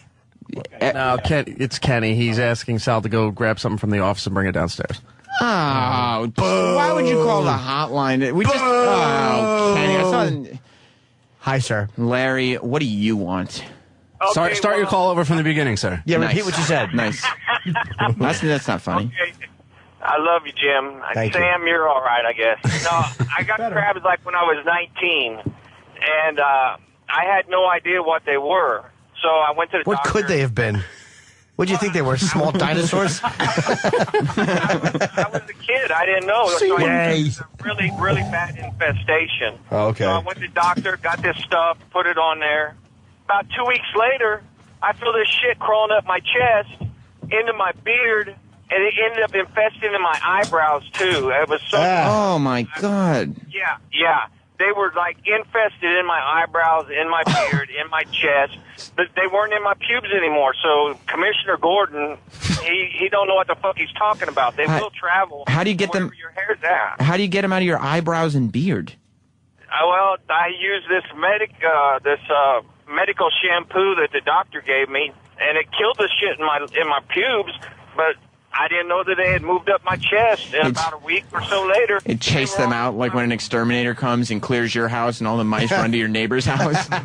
They ran up to your beard and eyebrows. yeah, it was pretty disgusting. I got to admit, it was like the worst thing I've ever had. That's horrible, Larry. Horrible. Yeah. No, go ahead. No, I was just going to say it's not anything good. If anybody gets them, go to the doctor, get them taken care of. Don't be spreading them around. And the bad thing was I was still fucking this chick about a month later, and her pubes grew back. I didn't know why she had shaved her pussy. That's kind of the same thing that happened to me. Yeah, she shaved her pussy. I came back. I I didn't know why, and then about, a few days later, I'm infested all over the place. And she wasn't even a whore. She was a really fucking nice girl. Yeah, but I mean, she had crabs. She was probably a little bit of a whore. She was fucking around on me, but... Yeah, I would think so. You know what I was just thinking? What's that, Dave? Like, a lot of people, they sleep and they have pets in the house, and I'm not making any peanut butter jokes, but, like, dogs sleep in the same bed with people. Yeah. That's just a fact. Now, can crabs live, like, in your pet? Oh, my God. And then Larry, give it back to you? Like, could that happen? Can crabs live in your pet? I don't think so, because they're more... I don't know. They probably could, but they get fleas. Crabs just like how human balls smell. Because if the dog sleeps on the bed... But crabs don't jump, though? But they can still live on the... They go on a sheet and... If you're that close... I mean, look, if they're making it to eyebrows and shit, they could make it to your dog, right? Oh, they can definitely crawl. That's horrible. Oh, boy. Jim, I hope you don't mind a little controversy on the show. Because Seth says that this guy is lying. Seth. Oh, I'm lying? Okay. Yeah, hey, Jim, you had a beard when you were 19 for some crabs to infest there? He means Larry, not Jim. Larry, not me, sir. Yes, I had a beard at 19. What do you want me to say? I'm a hairy motherfucker. I don't know about that. Hey, nah, that's fine. That's believable. Yeah, I knew kids in high school. Yeah, I knew kids in junior high school with full beards. I knew guys in other schools that had them too, right? You're just trying to one-up everybody, right? Chip. He's trying to one-up it. Don't pay him no attention. My elementary, my dear Watson. You see, Dan, I told you not to pay any attention to him. Thank you, Larry. Why wouldn't you? It's the best in the world. No, because he just keeps going, and he doesn't realize when to leave well enough alone. Let's go to the well or something. What, are you going to get some water? You thirsty? I'm not Now thirsty. you're doing it. What's up, Dave? Hey, fellas, how you doing today? Hi, Dave. I was good until Chip showed up. Oh, sorry about that. So I was kind of like in the same position as Jim, only I think I was a little bit more of a sex addict. I used to have hookers come into my parents' basement while they were upstairs asleep. Like 1, 2 in the morning. I had like no fear of getting caught. I did the same thing. Really? Yes, I had a pregnant prostitute spark up a crack pipe. In your parents' house? Yes, where my grandmother used to sleep before she died. Was your mom and dad at home? I was fast asleep upstairs, dreaming that their son wasn't garbage. and a pregnant prostitute was smoking a crack pipe. 8 months pregnant. Yeah, oh, my God. Shit. No bullshit. Oh, you have life experiences, Norton. Yeah, it's true. All right, so now that I've been one up, so this girl comes in. I can tell she's dirty, but does that stop me? No. I go ahead and hit it anyway. The end of the night, she's leaving. It's cold out. Not only does it cost me $150, she steals my socks. I wake up the next morning. I am itching like there's no tomorrow. But you knew she had crabs. No, I knew I had crabs the next morning. I didn't know she had them the next morning when I had. But man, this is an itch. It's unmistakable. You will never forget this type of itch. Jim, you remember? Yeah. Is it that bad? So, oh my God, it's brutal. So, but I didn't know nothing. So I just went. I said, well, what is this? What do I do? I asked my mom. You asked your. And did she tell you about when she had them? Yeah, she was there. No, she didn't say she had them, but she was able to identify them rather quickly, which is. Oh yeah, your mom had crabs. Your mom and Florence Henderson were fucking the mayor. Yeah, I know what these are, son. No problem. Matter of fact, I got the shampoo right here. Yeah, exactly. It's in the cupboard. All right, thanks, Dave. There. Well, listen, we got a bunch of guests coming up. Brittany Andrews and then here yet? Levi Johnson. Her person is here. All right. I don't think she is. Laney? Laney. Okay, maybe. All right, let's take a break. We'll come back in a couple minutes. I did want to, we're just putting things together because Kenny just left to go to the courthouse. Yes. Because as we talked about in depth yesterday, we talked about it at the beginning of the show, Sandy Kane is suing Opie and Anthony. And that's why Opie and Anthony aren't here, and Jim and me and everybody else is. Yes, jam in the morning. Yeah, jam in the morning. And we're jamming in the morning. And Troy did this. Twatogate 2011. Yay! Well, I mean... So we'll be covering that all morning long. He also, just because I guess he heard us talking, wanted to make us happy. And I think he sees the future of this show, Jim. This is the future of radio. And this is what he heard.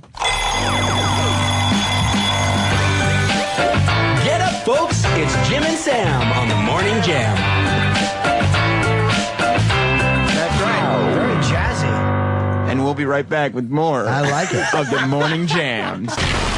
Sirius XM. Sirius XM. The Virus. The Opie and Anthony Show.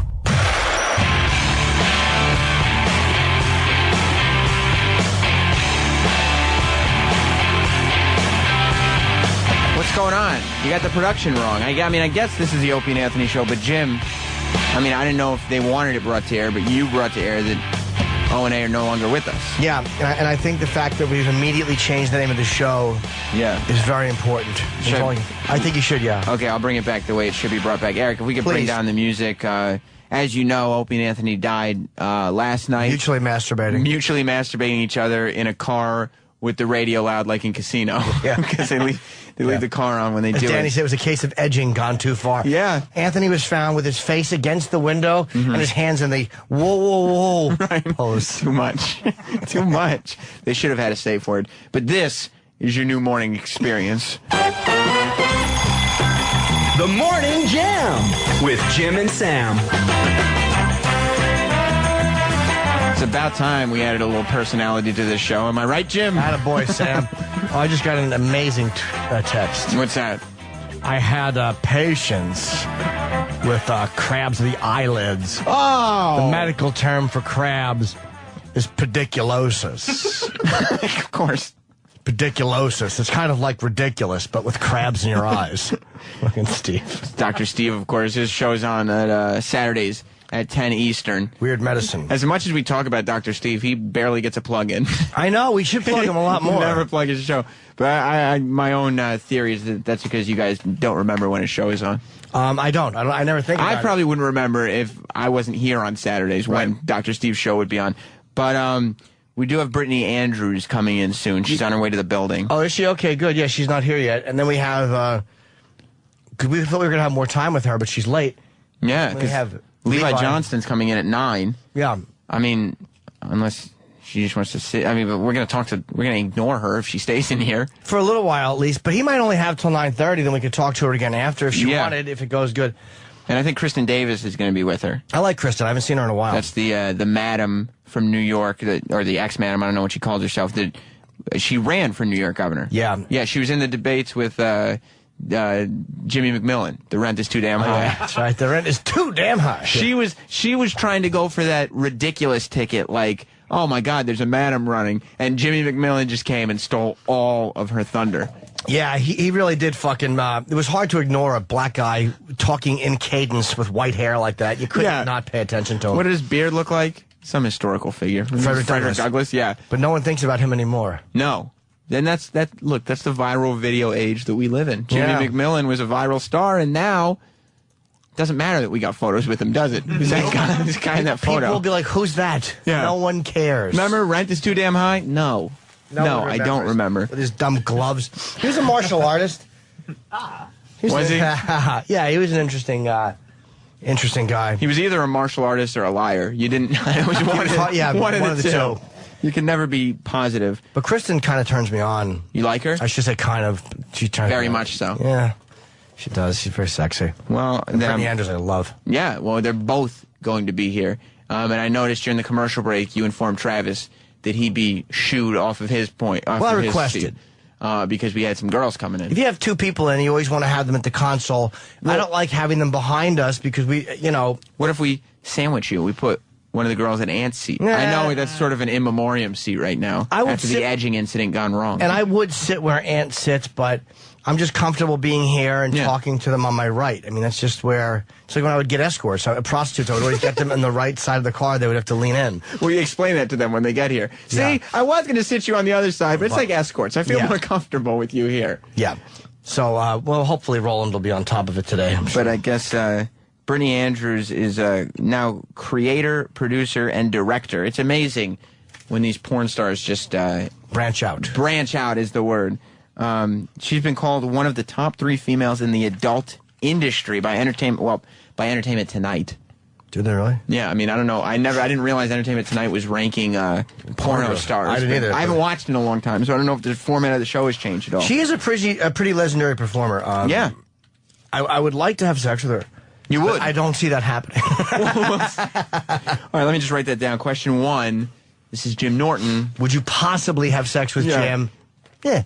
Exactly how it should be followed. Would you possibly have sex with Jim? Yeah. I don't know what she's promoting, actually. Yeah, all I'm seeing is producer-director. Porn star DJ Miss B, her bio. Oh, okay. Oh, here it is. So she's got a Twitter, a Facebook. Oh, good. We'll promote her MySpace. I'm glad that's on the... Where do you see this? Brittany Andrews plugs.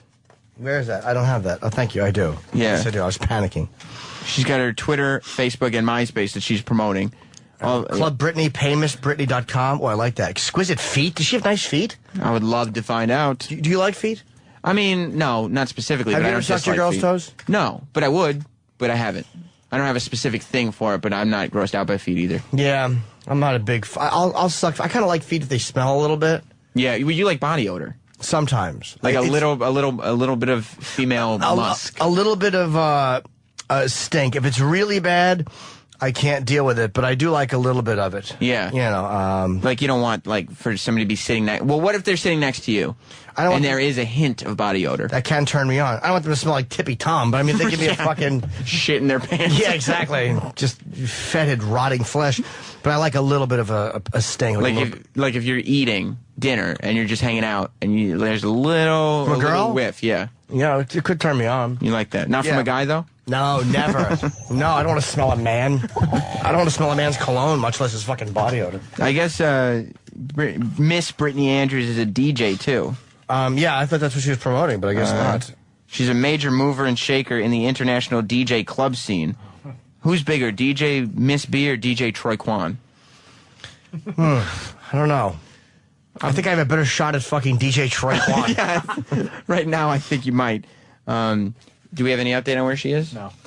Still on her way? Because we're literally... Because Levi's supposed to be coming in at 9. Well, and he is coming in at 9. Like, we're not going to push him back. No, he can't. Because this is...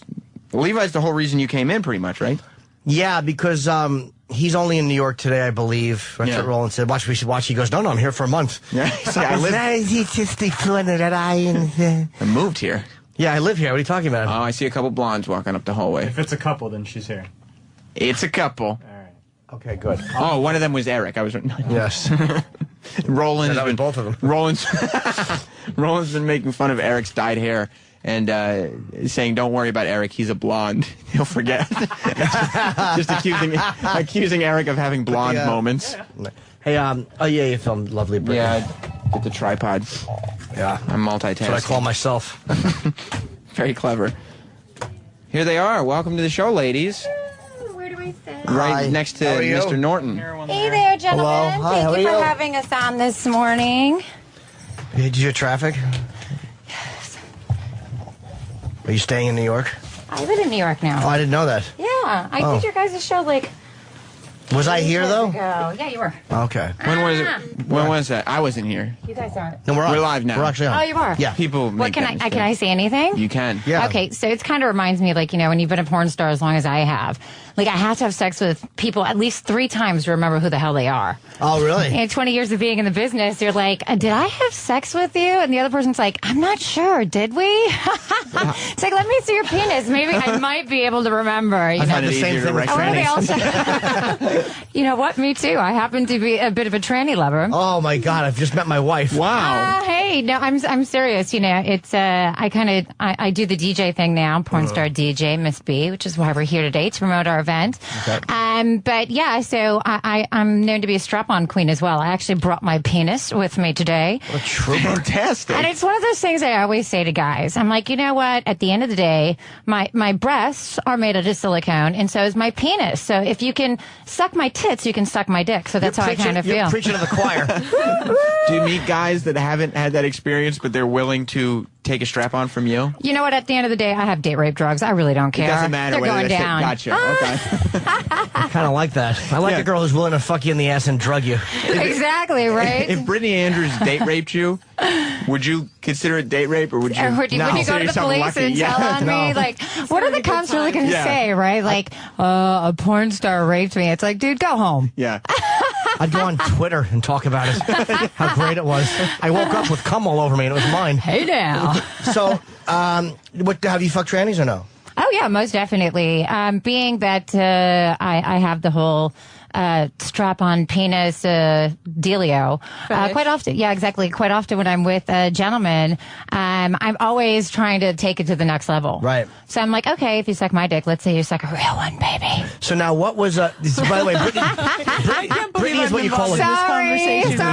Kristen's like, it's we're supposed to keep it clean here, girlfriend. Sorry. It always goes straight to my penis. No, Brittany's a good egg. So wait, what trannies have you slept with that are in the business? Not that I've seen any of their movies, but just for No, people out there might recognize their names. People out there have no idea what you're talking about, and you're like, yeah, I know a lot of trannies in the business. Who have you slept with?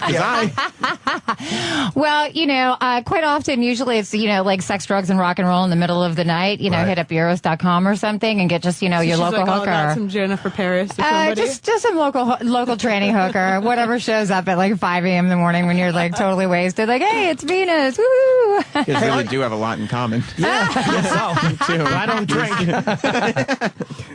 He likes trannies. She likes trannies. A really funny movie promo. Yeah. So it's all good. You do a lot of fetish stuff too, right?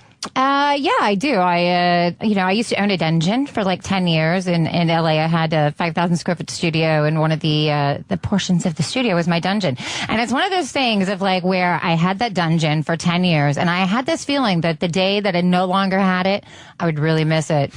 And I'm right. I do miss my dungeon. How many doms do you have working for you? You know what? Primarily, it was a studio for photo and film. So, like, it was mostly just for shooting videos. Okay. But, I did rape a proper amount of asses on my disciplined horse. And, I remember one of my favorite scenes. I was like, I had these two young girls, and they had never seen, a girl truly peg the hell out of a guy's ass. And so they asked if they could, be, voyeurs and watch the scene.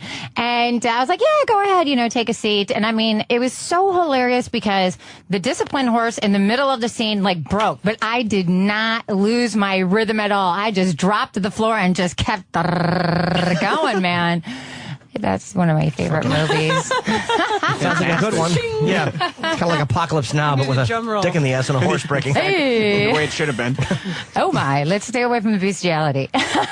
No, I meant the what's it called, the thing? The discipline horse. That's what I mean, the horse. Yeah, exactly. I just Sorry, took it my mind just goes it wrong. I'm still half asleep. No, you I don't haven't understand. We've been working really hard on our event that we're doing, which is the Players Ball this Friday. And like I said, I DJ now, porn star DJ Miss B. So I was working on my set last night kind of late. What is the Players Ball? The Players Ball is where penthouse everybody dresses up like pimps and hoes. Oh. And so me and Kristen decided to get together because, we are the number one players here in New York City, and we're going to do a ball and just celebrate, all the pimps and hoes in New York. Are you guys... It's my birthday. It is also a birthday And it's her party, birthday. so- Woo! We were going to bring a birthday cake today, but somehow it didn't come Doesn't go together. with my muscle sorority diet plan. Oh, okay. Exactly. I'm on a cleanse right now, too. So. Are you on Metafast like Bob Kelly? That fucking dumbbell has food being delivered to him. That's funny. Now I'm like doing no drugs, sex, or alcohol, and then nothing but fruits and veggies. I'm on like day 25 now, and I was really good the first couple of weeks, where it's usually the opposite way, like where in the beginning you're really frustrated. Right.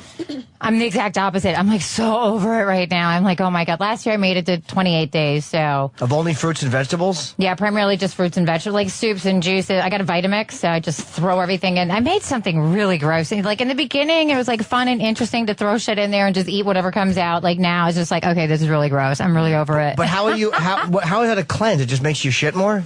You don't need to take any fiber. I will say that. Really?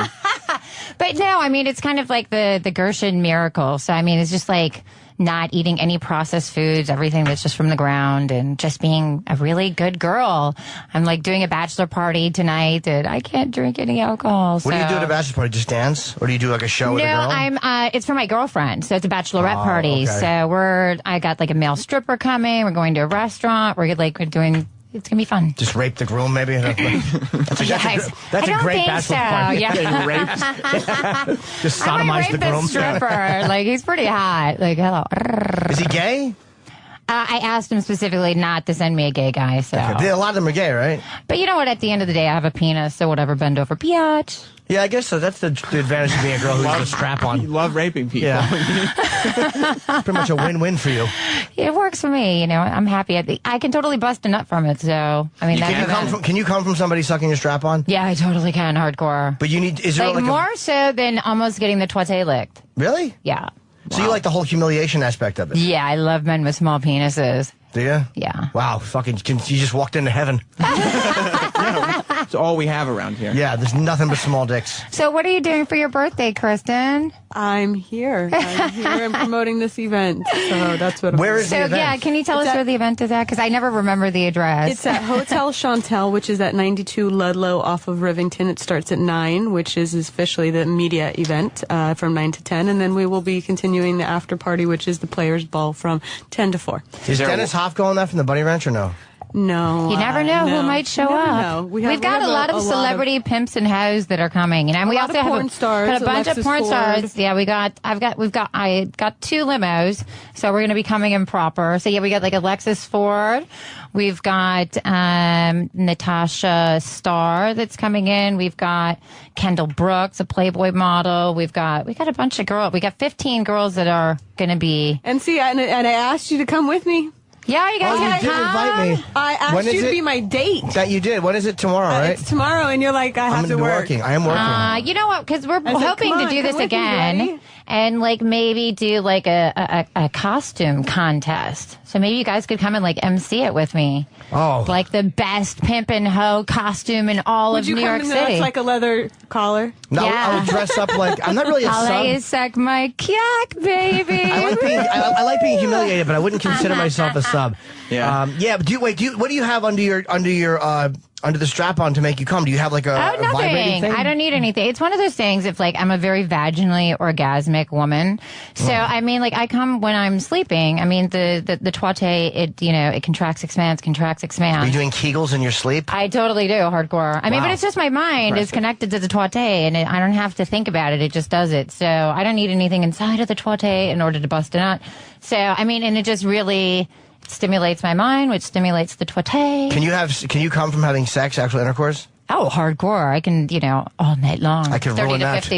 You can ruin that. I beg to differ. Oh, you know what? This is one of the favorite ways I love to humiliate men is if their penis is too small or they can't, fuck me, I make them put on a strap on. Oh, I love it. Now, Jim has said before Sorry, that I cracked myself up. It is really hot, actually, because it's so humiliating. It's like, your penis is so useless that you need to put a proper cock on. Jim has said that he likes sometimes when he's fucking a girl, if she brings up men that she's fucked. cuckold. Yeah, a bit of I cuckold. love cuckold.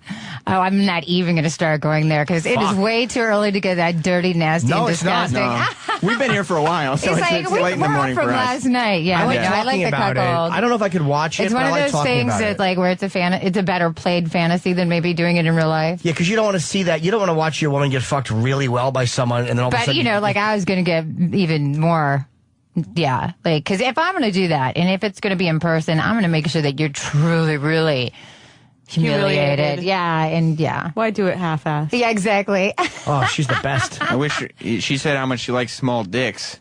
I wish we had Bobo in here just to show her. Oh, that would have been. God, we have knew? a guy. He's got a really small penis. He has the smallest penis you've ever seen. Oh my God! You know what? I actually ended up having sex with a virgin midget in a taxi cab in the middle of Times Square ages ago. How? Yeah, how? You said I ended up. Did you plan on it, or were you sharing a cab? Where did you find that virgin midget? Like where? Like just on he the was street a corner? fan of mine. It was for a film that I was doing, and yeah, it was one of those things. It was really kind of strange. I mean, but it was like a tampon. I mean, I really couldn't feel it. But I mean, the guy was really sweet and nice. And however, now, like ever since I've done that, I've got all these weird, strange virgins for like the last 15 years that all want me to like de-virginize them. But will you tell a guy if you're fucking him that other guys have fucked you better?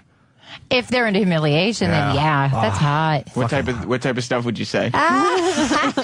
Just curious. Oh, let me She's see charging here. for the hour right now. Yeah, for this exactly. conversation. That's very I just want sexy. to throw that out there. You think so? Kristen, get my money, man. The value of this conversation. Former madam. Yeah, exactly. Former madam. She's like, yeah, you're going to have to pay me first. Now, that's what she used to do. Used to. Now she's running for governor. But yes, she is. Yay, for legalizing prostitution, marijuana. And cuckolding. And cuckolding. So now, how would you humiliate a guy if you were humiliating him? What would you say? Like, I know I'd probably take it like one step too far and just say something a little too harsh that wasn't the sexy. best thing to do is like with the cuckold thing, like just have the other guy bust a nut right on you. But I mean, if the guy or you know, one of my favorite things is to bust a nut on the feet and then make you suck it off my toes. See, I can't. I've had girls want me to lick. I licked my own cum up on video once for a girl, like out of my hand. Yeah, that's hot. And I love that. Do you see the smile on my face? I love that. I have a photo of my hand with cum in it. It's really important. It looks like I'm an unlucky beggar. Bragging about your photos with cum in your hand. One of my favorite things is to do that with the toes. However, I had a guy reverse snowball me once. Oh, wow. Wait. Right? Oh. Am I this bad? Because my that's a football term. agency only dealt in like vanilla. So what the heck is a snowball? Okay, so a snowball is typically when a guy busts a nut in a girl's mouth, she comes back as a sign of revenge and spits it back in. So this guy had him do it off my toes, and he waited like, I don't know, like 3 minutes, gave me a kiss, and right back, and I was like, just washed it around in his mouth for 3 minutes? Like, here's to you. Hope he didn't have tartar breath. That'd be awful. Cum and tartar. Ew, that's how you do garlic. That's how you do xylitol for the teeth by Trident. I don't want to. Oh yeah, I always shoot things with no aspartame. Fuck Trident. Don't go with Trident. Go with. They got xylitol though. It's good for your teeth. No, there's better ones though. There's vegan gums. I'll turn into some vegan gums. You promised to cuckold me, and I'll get you some vegan bubble gum. I got a big black cock for you, baby. We were talking about cuckolding and taking cocks and stuff. I'm glad that you brought it back to vegan gum. Yeah, exactly. I'm like, I was trying to bring up her running for governor. She's like, okay, I'm not doing any more radio programs with Brittany ever again. They mentioned that earlier. They were very nice. Jimmy was very nice to say that he likes Kristen Davis, which was nice compliment. I was actually with you last year when we were. But then you had to degrade it by saying I was in the debates with Jimmy McMillan. Why can't we say we were in the debates with Andrew Cuomo? Well, he said that. Well, no, there was a difference. We had Jimmy on the show, so it was just a point of reference for the listeners. But I thought that I thought there would have been a lot of press for you as like an unconventional candidate had Jimmy McMillan not been there stealing all your heat. Well, the real press, like the Washington Post said I was their favorite fringe candidate, the LA Times, I'm the only one out of the debates that made the LA Times. So there was a lot of real press. He got the novelty votes in the novelty press, yes, which we were both running to create a new political party, which was 50,000.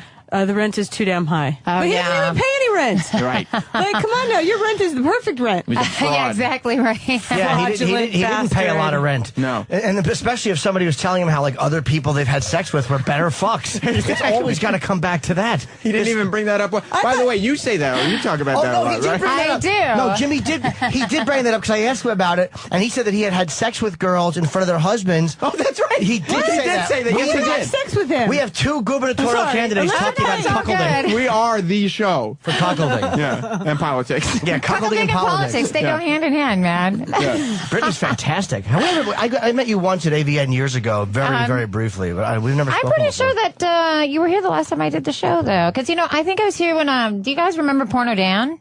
Porno Dan. No. The name is familiar. Yeah. The name is familiar. And I think I was like doing something with him. He was in DC and we came by. But yeah, I come to the building all the time. Yeah. I was just actually, it's funny because I'm going to be doing a DJ set on the DJ Woo Kid show. Oh, I'm going to be wearing. He's a friend of the show. Yeah, exactly. I'm going to be wearing my strap on and I'm going to be DJing and I'm going to have two girls sucking my cock. So it's going to be like a DJ orgy. Woo Kid is the greatest. Like, how do we make that happen? Yeah, you guys got to like come and visit. We can like cross-pollinate or something. Woo Kid, like, you know how we kind of have to bring girls in and try to figure out how to get them to take their clothes off or whatever? Who Kid does something called the naked interview, where he just has girls come in and he'll interview them, but they're naked. Well, it was kind of funny. He's got game than you have done. Much better game than exactly. you do. 100%. Yeah. But no, actually, it was so funny because I went in there and they were all I said something about penis and they're like, bitch, we only got cocks up here. So like while they're like doing their thing, like I put my strap on, I don't say anything. And then like they turn around, they're like, what the fuck? I'm like, biatch, it's a pink penis. It matches my pussy. Let me tell you something. Do you want to see my pink penis? Should I put it on? Well, do you want to? What? What? We might have an issue with that. We have a time issue because you're late. Oh, okay. Can you hang out a little bit? Yeah, I can hang out. We have to. I can rock out with my kyak out. We have Levi Johnston. Is he here or no? Yeah, he's here. Okay. So I was thinking, can you guys hang out? We'll talk, because Levi will only be in here for 15, 20 minutes. Yeah, I'm cool. I don't know about her, but I'm totally fine. Are you cool, Kristen? Oh, I'm cool. I'm always cool. All right, good. So hang, and the big event is tomorrow night, Friday night. Hotel Chantel, 92 Ludlow off of Rivington, and you're still. If you want to come by after your show or whatever, okay, maybe I will. Yeah, I would like to. We'll be pimping and hoeing. I'll save you, a tonic and water, whatever. Exactly. I'm gonna be cleansing still. So good. Drink. I don't. So I'll have a pineapple juice with you, dude. All right, and I'll bring you some vegan gum. Hey. All right. The fair trade that he's already trying to establish. He's gonna come up the hole now. Okay, Levi Johnston coming up in just a second. Do you want a break? A 1 minute break. Yeah. Okay, we'll do a single. All right. All right. The Virus. Sirius XM.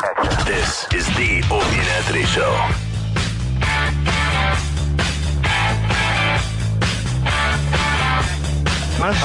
Now you are. We are back, and Levi Johnston has just come into the studio. How are you, man? I'm good. How are you? Good. Do you like or hate morning press? No, it's all right. Let's make sure we got you up here. Okay, when'd you get to New York? What am I doing here? No, when'd you get in? Oh, I got in on Sunday. How long you staying? Till tomorrow. Okay. Yep.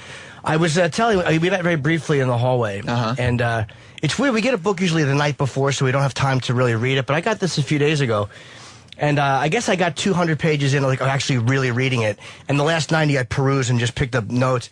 It's fucking great. Yeah, thank you. Your book is really good. Well, it's also like, and I was telling you this before, it's almost, for a lot of people, this is like the dream book, because everybody at some point has wanted to write a book about their ex-girlfriend's family and how they were treated. Like, there is no guy. It's a beautiful thing. Yeah. It's like, but nobody would have interest in reading it, but yours happens to be the Palin, so people do want to read that. Care. Right. Like, I would love to trash every family of every fucking ex-girlfriend I have who hated me. How long into it? And you really, she's not going to be happy with this. Probably not. No. What would you say about stuff you said in the past and in interviews? Are they comfortable with you revealing stuff, or they hate that? I'm sure they don't like it, but the book is the truth, and I'm glad it's done. I think we did a good thing with it. Do you feel you've been treated? I have a bunch of questions written down. One thing I want to say that I liked. You don't need to announce that you have a bunch of questions written down. But I have to, because I'm a stand-up, so as a comic, you have to be honest. Address with people. everything. You have to. So if I'm ever in front of an audience and I'm trying to do a joke and I actually have a fucking piece of paper, I'll go, look, I'm just going to read this, and I'll tell them. I can't lie. Is that noise going to stop? No. Yeah, it's not. So in the opening of the book, you talk about this birthday party you're going to in Vegas with your manager. And you said, he and I had both gotten another 15 minutes of fame.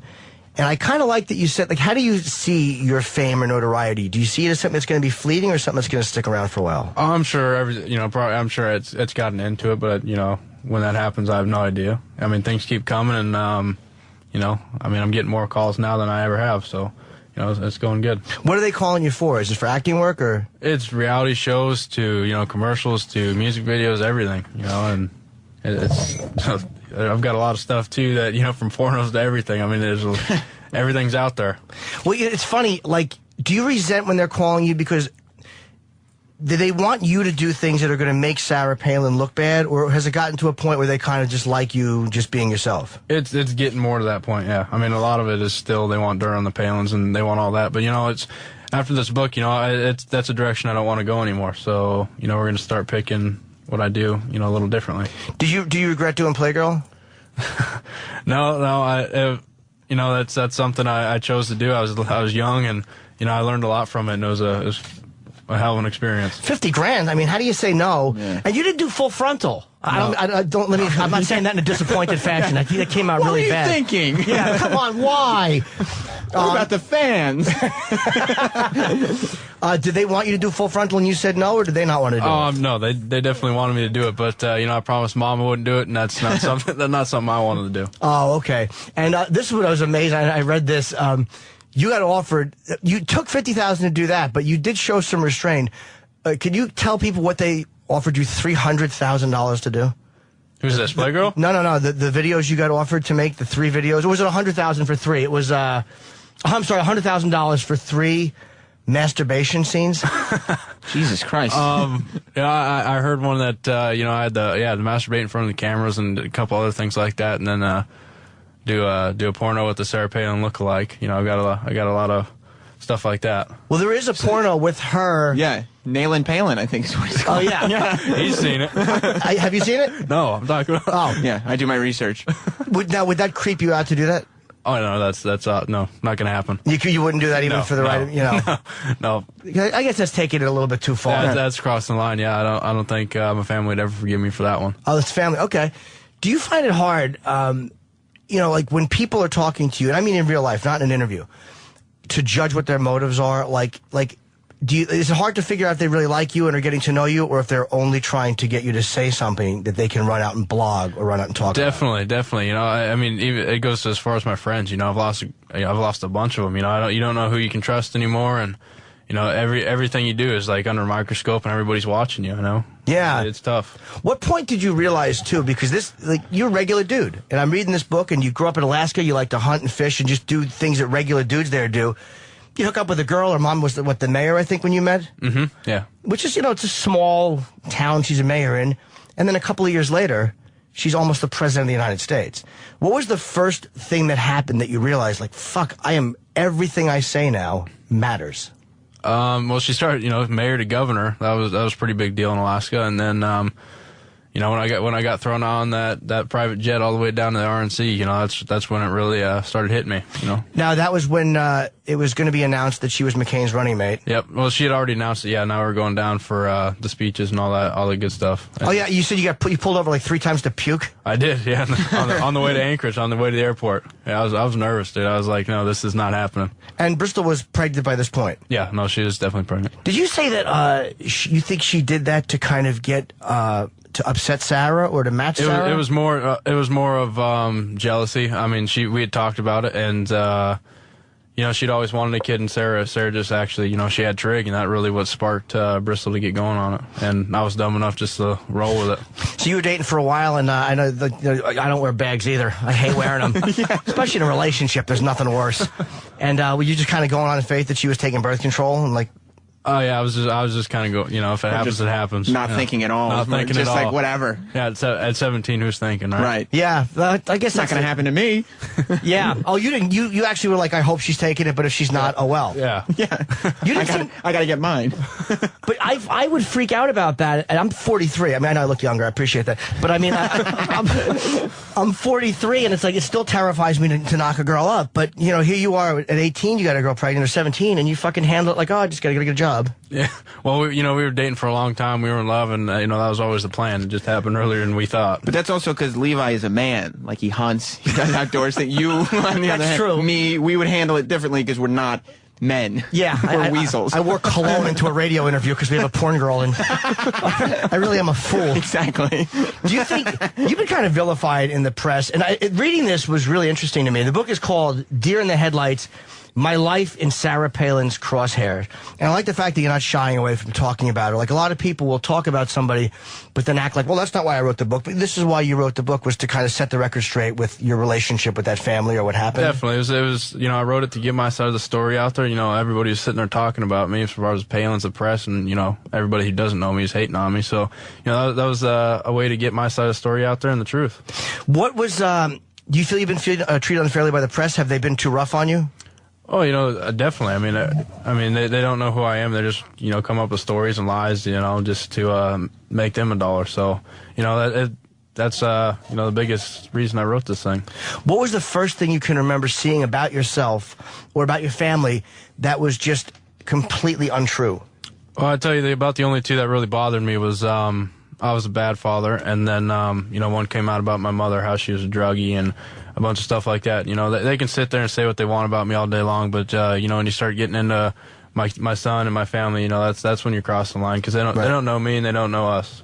Your mom, I know, you talk about your mom, and she had gotten arrested. She made a bad decision. Right. She had sold, I guess, OxyContin or whatever. And I thought did she really get 3 years? I thought that was a pretty harsh sentence for something that was kind of She's obviously not a drug pusher. Well, she wasn't in jail for 3 years, and I don't know the whole details of that, so I'm not going to get into it. But she had to do some jail time, then she's on probation. But she's handling it well. Do you think that there was more of a target on her because she's your mom and because of the whole connection? Oh yeah, I mean, there's definitely much bigger fish out there. She apparently sold a couple pills to some kid one time, got caught, and she got in a lot of trouble. I mean, I feel like they definitely had it in for us.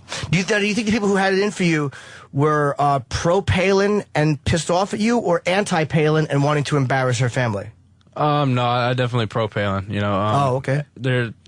Everybody who pretty dislikes Palin seems to love me, and I don't think they'd want to hurt me like that. It really is an odd effect she's had on the country. Like, I think the media has made her bigger because they attack her so much that they force people who would normally just be like, she's whatever, to rally around her. It's been an odd... Well, you have to have an opinion. Like, they won't allow anybody to be like, whatever. Like, you either have to hate this woman, or if you don't hate her, then the people who hate her say, well, then you love her.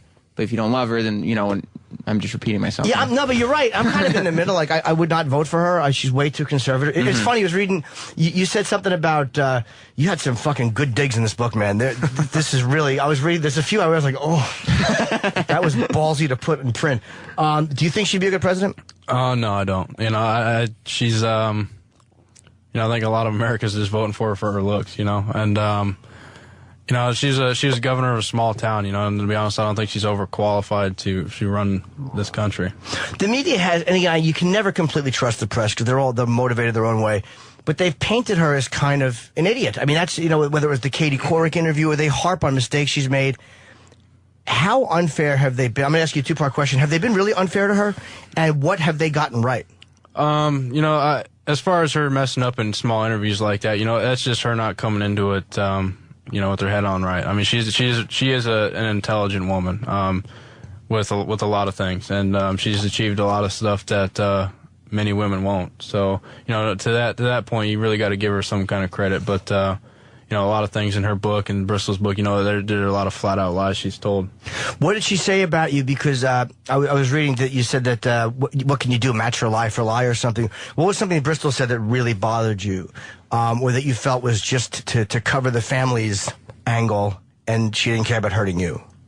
Well, this was, we got back together a second time, we got engaged and whatnot, and this was actually, I went and apologized to the Palins, Sarah and Todd, in person, and then, apparently that wasn't good enough, so we had to send out an apology letter, and she had her lawyer write something up, and they actually sent it off to People magazine without me knowing about it, saying it was from me, and,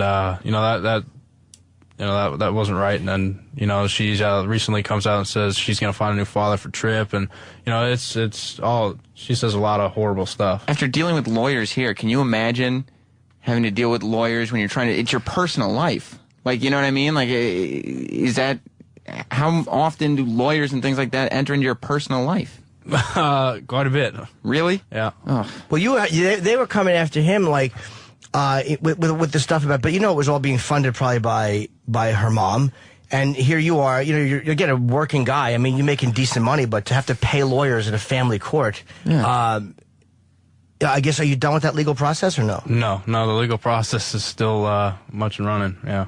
I mean, we haven't went to court yet, and, I am going to fight for 50-50, and but that's, that's coming up. And it's hard because everything they say, you have to answer, whether it's true or not true. And they, and a family that has a lot more money than you do can probably afford to just keep coming at you with, I think you said in the book that they just keep coming at you. Someone said they're going to keep coming at you just until you're broke. That's probably true. And then hope to get you to sign something over. Yeah, that's probably true, but that's never going to happen. How do you address the bad father rap? Because I've heard that before, but obviously there's two sides to every... That's something that you kind of really got to, I've learned to brush off my shoulders. The people who are saying that have nothing better to do with their life, and, they clearly don't know me, and, they really don't even know Bristol. So they're just kind of running their mouth. Yeah, they're just, because they hear one thing, they pick it up and they run with it. Well, they're just, or they just made it up clearly. They don't see me with my son. They don't see anything. Well, didn't you say too that there were times where you wanted to see your son and spend time with your son, but after a while it was like the baby was just with the Palins, and then you would go there, and instead of spending time alone with him, they would just be kind of sitting on the couch staring at you while you had time with your son. Yeah, that was when he was first born. Within the couple months, first couple months he was born, I'd go over there, and it was like I was just there all watching me, like a damn hawk. But now it's I see him without them around. So but that what you're referring to is that was kind of weird. And there's I tell you, I actually wrote this thing down. I just wrote the word. You have her painted as pretty phony in the book, and I guess everyone's public perception is different than they are at home to a little bit. I mean, you have to be, I guess, in politics. But I put a few things that you wrote, which I thought were amazing that you wrote these down. Like anybody who wants to read a book that is brutally honest from a point of view, you don't pull any fucking punches in this at all. And the book is called Deer in the Headlights: My Life in Sarah Palin's Crosshairs. It's out on Amazon. Are you doing signings or no? Yeah, I did a signing in Jersey. Probably bookends, right? Yep. Yeah, in Ridgewood. And what are you doing in New York signing-wise? I don't think I have a signing in New York here. No. Do you have anything coming up signing-wise? I have one in Anchorage on the 29th at Barnes & Noble. Okay, well, we're on everywhere in the U.S. and Canada. Are we on in Alaska as well? Yeah. Okay, well, Anchorage, the 25th at Barnes. I'm sure you 29th. 29th, sorry. Yeah. I'm sure the people come see you. There's some amazing, unflattering lines. You said something about her wanting to bring up your kid, and you wrote, it was ironic that Sarah offered to be a mother to another child, considering that she basically ignored the one she already had. Are you talking about when she tried to adopt mine? Yeah. Yeah, no, that was something that, it pissed Bristol off, and then she gave the phone to me, and I just went off on her, and that's, she's clearly doing that just to cover up, Bristol's whole pregnancy. Now, do you, you said she ignored the one she had. You paint the household as kind of, cold and distant. It was, and you said like the house you grew up in was kind of much warmer and a different vibe than they had. Mm-hmm. Yeah, no, Sarah was always gone. Granted, she worked a lot, but even when she was there, she was on her BlackBerry on the couch or in her bedroom. I mean, Sarah was definitely more the mother to Trig than she was, or Bristol was. Bristol was. Did they have? Did really the husband? Did Todd really sleep in the living room while she stays in her room most of the time? Todd's bed was the black recliner. Yeah, in the middle of the living room. And then she's up in... she was in her bedroom, yeah. And he sleeps in the... That's weird. That is weird. That'd be a very weird arrangement in the White House. Yeah. kind of creepy. And it's funny that you said some good things about Obama, too. You seem like more of an Obama guy. If you had to choose between the two, you seem like more of an Obama guy. Oh, yeah, I'll probably... I'll definitely vote for Obama, yeah. Oh, it's not good. Wow. It's not good when somebody who really knows you well will vote for the other guy. Because if you knew somebody that was running for president, you would just vote for them because you knew them. Yeah. I would just vote for them because then I have pictures with them and I could say there's me and the president. Right. But it's there's no media spin that puts any of like your feelings about her have nothing to do with the media. It's all from your personal experience. Right. Yeah. And you say here, Sarah comes off as religious, but you're saying you never saw them say grace, and you don't think they prayed a lot. And there was one great line after she got the nomination. She told the world that being chosen was God's plan. It would be the first time I had ever heard her mention the fella. Yeah, I really haven't. She went to church on Christmas Eve, and that was about it. So this whole thing with her being like religious and this kind of spiritual thing, and that being part of the religious rite is not. No, that's all part of the show because that wasn't going on at the house. There was not a lot of God talk or. No, I mean she had a cross or two in the house, and they went to church on Christmas Eve. That was it. She really has a tanning bed in the house. I don't think that's bad. I mean, she did in Juneau at the governor's mansion. Yeah. Yeah, I kind of like that actually. The governor's mansion. Yeah, there's a tanning bed. Maybe that is a little bit creepy, but her complaining with the baby. She wrote, I'm sorry. We watched her on the stump with Trig, her accessory. It made my stomach turn to see him displayed like a designer bag, then passed off to a nanny. Mm-hmm. Wow, that's a harsh line. It is. It is. And I'm not saying you're wrong for writing it, but can you elaborate on that a little bit? You know what? Just, back home, she, like I said, she's always in her room. She's paying no attention to him, whether it's Bristol or Piper or Todd playing with Trig. She rarely would ever do it. And even at the GOB, I mean, she, everybody would be playing with him, and once it was time to walk out on stage, here, boom, she'd have him in his arm, and then when we got off, hand him right off to Willow. It was pretty clear to me that she was kind of using him as, that's the best way I could, kind of describe it. Yeah, because you didn't just say, like, she didn't hold him a lot. There was the wording I thought was fucking really, was great, was stomach turning, and you see him use like a designer bag. That's a definite statement about you really don't like this woman. Oh, it's not that, I don't hate her by no means, but yeah, no, I'm definitely not fond of her. Do you think your relationship is ruined because you do have a child with Bristol? I mean, you're going to be tied in for at least 18 years, if not more.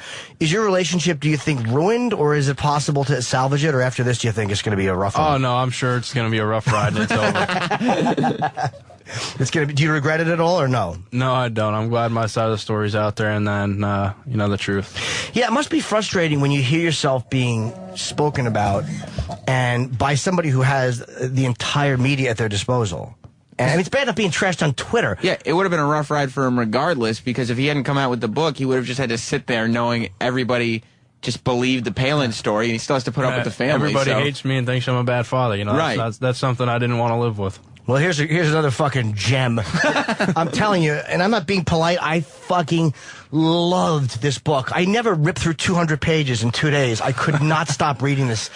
It said, you say that when she was speaking, people were baffled by her run-on sentences whenever she talked off the cuff. And you write, that's what happened when she began a sentence and then lied halfway through it. Oh, dude. Is that what tend to happen? She would just kind of start off and... she was good at it. Make it up as she went. She's good. I mean, a lot of people bought it. Wow. The reason, by the way, I'm taking such joy in this is I really don't have much of an opinion on Sarah. I really don't. I don't have a political agenda. I love the fact that somebody is writing just really brutally honest things from their point of view. Like, it's nice to see that you're not fucking stepping around any of it. And she's not getting attacked for, politics or something. Like you're saying, I spent time with this person. I know her as a human being. This is my character evaluation. You don't hear that about politicians ever. No. Because nobody gets as close, and nobody can be like, this is the truth. It's honesty in politics, for once. There's nothing worse, by the way, than when you're a politician. And you say something in the book, which I think is interesting, too, about how you were keeping a mental, while they were saying stuff about you, you had all the stuff that you had seen and the conversations you had heard.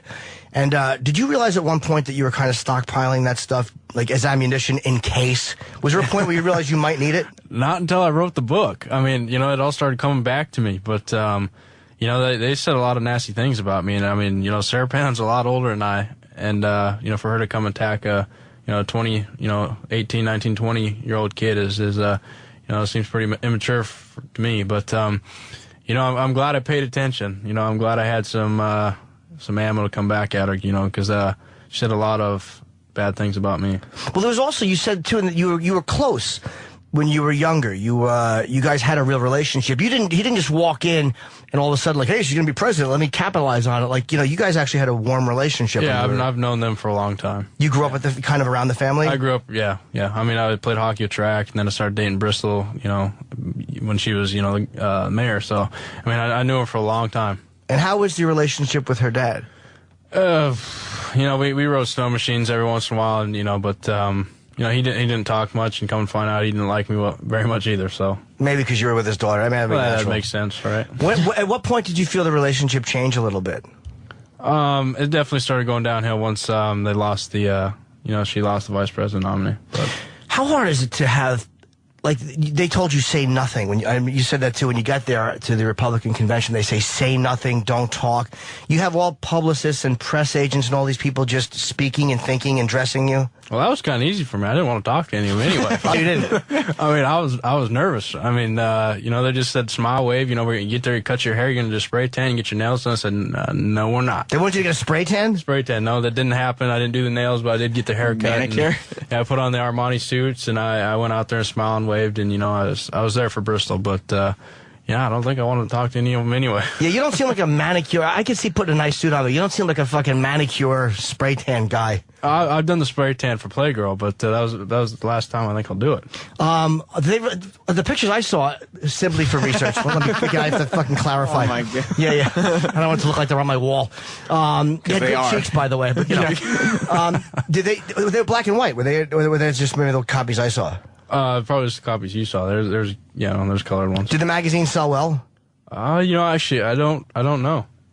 It's weird too, and you acknowledge this again. I love the fact that you acknowledge this, that the majority of people who read Playgirl are men, and you're like, oh, I don't care. No, and it works for me. I mean, they're all people to me, and they're all, whether they like, guys or women. It's I'm totally fine. You didn't care if there was a bunch of guys looking as long as they paid.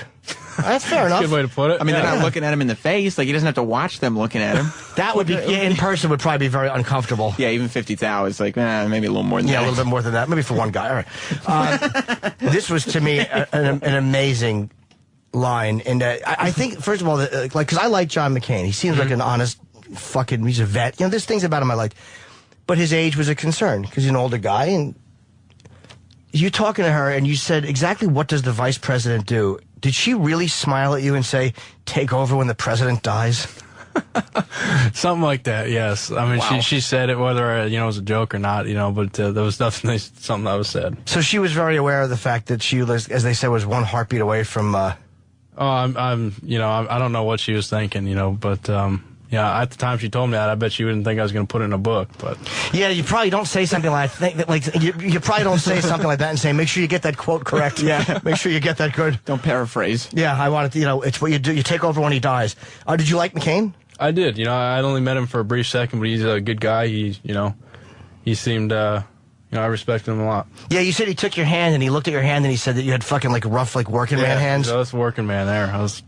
Yeah, thanks. And you do. I shook your hand when you came in. He's like Levi's one of those guys with fucking rock hands. Yeah. Like certain people just have those fucking granite hands. You must throw a big punch. I'm not saying I'd like you to do that. I'm just saying you must pack a good punch. What did you think? Didn't Bristol just come out and say you stole her virginity? Yeah, that was one of the new things in her book. Yeah, and that's hard for anybody to to even respond to. That's a horrifying thing to say. We dated for many years, and we had a child together. So for someone to come out and say that after everything we've been through, it's just flat out lies and disgusting. Do you think that's coming from her, or do you think that's coming from the family who's trying to kind of wreck you? A little of both. Bristol, I used to know. I mean, we were in love. I mean, that would have never came out of her mouth. I mean, it's just this lie. So whether they're trying to get me in trouble or hurt me or whatever, I mean, that's clearly what they're trying to do. Yeah, and there's no way to argue it. They say we have X amount of time left. Yes. Shit. Oh my God, it's 9:25. Okay. Yeah. I have to ask you a couple questions because you hung out with Kathy Griffin. Did you bang Kathy Griffin?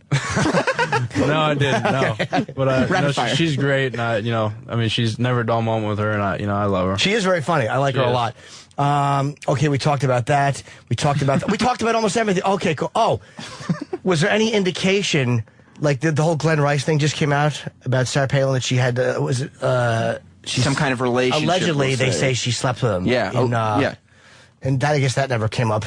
You never came home and found menthol cigarettes and Funyuns laying around the house? No, I didn't. No. Okay, but there was no indication that she had any kind of a hookup with athletes? Not that I've seen, no. All right, and we feel bad kind of because we talked to, it sounds like we're really trying to, just attack Sarah Palin, but that is what the book is. You have firsthand knowledge, and because she attacked him brutally. So this is more like him saying, "Well, look, not only is this not true, but this is what is true." Yeah, that's a fair point. And you said at one point, girls think that she had a cougar thing for you, and that was coming from girls you knew. Yeah, that was coming from not only girls, but a lot, some of my guy friends too. That was definitely an issue that everybody kept bringing up, but I never seen it till No, I mean, I still don't really believe it, but I mean, it's. What a lot of people have told me. That she kind of wanted to... Maybe. I don't know. Kind of gross, but... Really? I guess so. If your girlfriend's mom. I mean, from my point of view, I'd probably do it just for the credit. Just to go on Twitter. All right, the book is called Deer in the Headlights, and you're very forthcoming in the book. You're very honest in the book, and I love the stuff you said. Whether you like or don't like Sarah Palin, I mean, this is coming from somebody who has intimate knowledge of her and is saying exactly what he wants to say. It's called My Life in Sarah Palin's Crosshairs. And the 29th, there's a signing at Barnes & Noble in Alaska, Anchorage. Anchorage. And, I'm sure that will be promoted there. And thanks for coming in, man. And I really, honestly loved your book. Thank you. All right? We'll go to break. Sirius XM. This is the Opie and Anthony Show.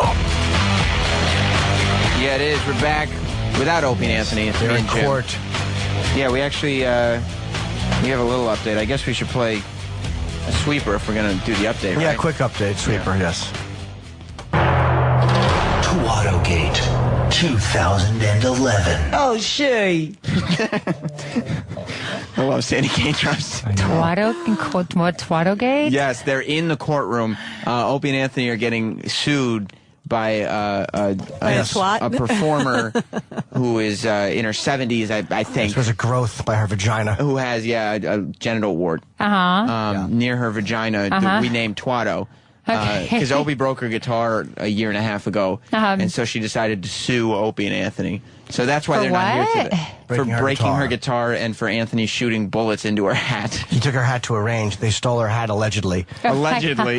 And he allegedly shot it at a shooting range. I'm sure he probably filmed the whole thing as he was doing it, right? Yeah, well, it's actually there's photos of it. Allegedly. Yeah. So Kenny called in while the Levi Johnston interview was going on. But obviously we couldn't talk to him, and now we can't get a hold of him because he's in the courtroom. Any update from Kenny beyond that? I said, is there anything you could at least text me over the phone? And he goes, we are in the halls of justice. Okay, so they're in the halls of justice. And Opie justice is being served. Yes. There's no such thing as justice. I've been there. Opie just tweeted that they have entered the courtroom and no sign of Sandy Kane yet. Okay. We will continue. Maybe it'll just get thrown out. Maybe. If she doesn't show up, probably, definitely. We'll continue. Maybe she's not. I mean, you said she's like 80 years old or something. With Twattogate coverage. Twattogate 2011. Sometimes a woman needs to be raped. Oh, Jesus. Hey. I feel that same way about men's asses. Which is why this time I decided to wear my penis. Brittany Andrews is back. Yeah, we had Brittany is back with Kristen, and they were. I'm the only one here I'd like to mention without penis. Yeah. Yeah, you really are. That's right. She's the only straight up pussy in the room. That's right. But you have a little pink penis. That's not very threatening. It's almost. It's not. Looks It's my Brittany Andrews strap-on starter kit. Looks like Japanimation. Because I know that you're a little slut, but what about taking you down over there? No, I mean, I have so much to do over here. Yeah, that I can't, That's the only problem. You know what? Actually, the good thing about it is I could still do it while you get everything else done. Well, I just don't know if I could. It's a slip-on. It's a slip-on tool. Yeah, you know? no, I just don't know if I could handle. Yeah, you could. It's a small. That's why I wore the small. It's the starter kit. It's a Brittany Andrews strap-on starter kit. I appreciate you doing that, but the problem is that we left the last portion of our interview unanswered. And I Which feel was like that? What part? You were just about to talk about what you would say to humiliate a man. Exactly. Yeah. When you were... bend over, bitch, and we'll start. Okay, well, no. See, the thing is, what I like about a strap-on, I've never been fucked with a strap-on. Yeah. You haven't? No. Get out of here. No, my ass just won't. I've tried, but my ass is just too, it just doesn't happen for me physically. I can shove. I've raped over like 1,000. I'm not saying that an object couldn't be forcefully shoved into my asshole. But I'm saying accomplishment. No, but I'm saying for enjoyment purposes, it has not happened for him. Exactly. Right, but I mean, like that's my point. Like this is really my strap-on, my starter kit that I always start with everybody that's never. Yeah, exactly. That when people haven't done it before, this is the one that I always use, and I've never not been able to. With proper spit. I'm grabbing the one that everyone has used. This is a brand new one, babe. I like this. If I'm going to look at a girl, I put it in the dishwasher. If I'm going to look at a girl with a strap on, I like her to be like naked. I like the straps the way they fit around a girl's ass. There's something sexy about a girl. It's not even the dick part that's sexy. I was about to ask you, what about the dick part? No, but that's honestly. He's like, no, really. It's all about the straps around the ass. It's like, baby. There's something really fucking sexy. It's the big black cock that's just looming in front of your face. I've never had a black one in front of me. You haven't? No. I was going to bring my black one, but actually I wasn't going to bring a penis at all. And then as I was like running out the door, I was like, just in case I might want to wear it. Yeah, that's what it is. Because you know, the thing about it is like, I'm really attached to my penis, but my penis is not always attached to me. I understand. I see. Yeah. I understand. I'm kind of sad about that. I would love to be a hermaphrodite. You would? I so would. It's a great bumper sticker. Brought to you by DJ Miss B. Oh my God. You could just stay home and just fuck yourself, right? You've got everything. Well, you need to work on your flexibility too, I would think. Yeah, because your dick probably wouldn't get hard. Hermaphrodites are a mess. They're a mess. The whole thing down there, it's like, what's happening? Nobody knows. Oh my God. But that just, because that's what I'm more or less doing all the time is, I've got the penis and the pussy, right? Sure. So, I love, shoving my cock into guys' mouth and then, having him suck the cock and then taking it out and then moving the penis over and having him lick the twatay, spitting on him, shoving the cock back in, taking it out. I like that. She spits on guys. It's fucking hot. Yeah, I spit. I piss. I love pissing on guys, too. Yeah, I fucking love that. Have you ever had that happen? Good biatch. Of course.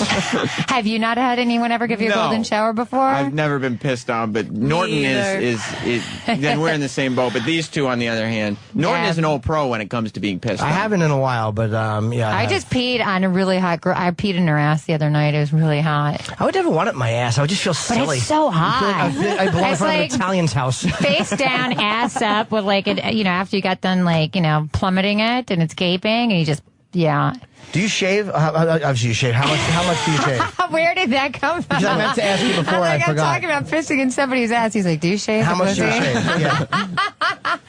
I've been bald forever. Oh, good. Okay. I'm a bald bitch. That's cool. Are you bald, or do you have the running? Do you have the runway, or you can't talk about that? Sure, you can. Politicians can mention pubic hair. Yeah, they always do. That's the sign of a good platform. As a matter of fact, that's the one thing that Sarah Palin was not upset about Levi Johnson exposing in his book. Or what was it about his how he trims his ball hair? She has a Hitler mustache and there's a monocle over it. Too funny. So how was the interview with the guy? Me and Kristen, cool. we were talking. We were talking the Players Ball talk back there. So he was fine. He was good. Is there a website with all the Players Ball information on it? No, not at this time because it's our first one, but we are planning on, doing it on a more regular basis. So are you going to tweet about it and stuff? Oh, we've been tweeting like nuts. Well, tweeting, Facebooking. You can go to Facebook, MySpace, Manhattan Madam, or tweet Manhattan Madam. What would you say to humiliate somebody? As we go back. That's a great question. I want to know because to me it's got to be. Well, like I said, I really love small penis humiliation. It's got to be real though. There has to be something. It has to be something organic about it. You have to be looking exactly. You have to be like looking in the guy's eyes, spitting on him, shoving your hand down their throat. Oh, the hand down the throat. If you were with Jim.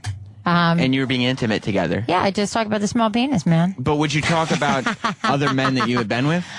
I'd talk about a big black cock fucking me. Yeah. I don't like it goofy either when I'm being dirty. You like the real. Fucking perverted. She's telling you real. You got to be looking into, I'm going to like make him go be a whore for me. Like if a girl ever spanked me. Make him suck cock for me. Yeah. Oh, bring come on. mommy back the money. At a cheap hotel. And a cheap hotel like in the Bronx or something. Okay, and I would go, but mother, where will I get a cab? And then I would say, don't worry about it. Mistress Mommy has got a ride for you, baby. It gets weird sometimes. Yes. Yeah, it does get a little weird. But I always say, I always say unsexy things during it though. Like, all right, so you would say, well, sometimes like when you are role playing, like you just some fucked up shit comes out, and the two of you look at each other, and it's been really intense, and then it's just you crack up laughing because it's like, all right, let's try where the hell did that come from? Let's try a little bit. Because I don't role play much, and I don't understand how it works. I have to like put him down on the ground and like shove my cock in his mouth. Like that's where we have to start. No, I won't suck it, but I normally would. It's brand new though. Come on, no. It's been in the dishwasher. It's been in the dishwasher. No, you can rub it on my. She's rubbing it on my face, and she's rubbing it on the outside of my lips. But no, I can't suck it. But you can suck it. Well, he just doesn't know where it's been. I can understand that. No, I won't suck a strange one without a condom on it. Actually. That's the one time you'll use a condom when it's not a dildo. When I'm blowing a strap on. But yeah, no, I've done that before. I do actually put him in. I put all my dildos and everything. I put them in the dishwasher. I know, it's great. There's cascade on it. Exactly. So when people come to my house, they're like, I don't really want to drink. White water stains on it. Disposable like cups we can drink from. A dildo with no spots. That's what you look for. All right. Funny. So what would you say to me? Like, how would we role play? Like, okay, you start because I wouldn't know what I was doing. Like I was just kind of in the corner, sheepish and crying. Yeah. Huh? Yeah. How would you start the role play? I'm not like a very good actress to like do it on radio. I have to be like involved in there in the moment. Okay, just kind of what kind of things would you say? You don't have to say them sexy, but what things might you say? Well, I guess it just starts off as you're my dirty little whore, my little fuckhole. Nice language. That's what I would say back. Let me see that ass, my little fuckhole, my dirty little bitch for mommy. Okie doke. Okie doke. Lost the sex. Giving her nothing. I lost the sex. Is that unsexy if I say okie doke? Yeah, that's when you get slapped and you say, talk appropriately to your mistress. Don't be a stupid little whore. Yeah. Which, of course, we already know that you are. Suck my cock. Things like good. that. Would you like that? I would like that a lot, actually. Does it look like I give a fuck whether he likes it or not? No, exactly. Mistress, Hello. no, it doesn't. No, Miss B. No, Miss B.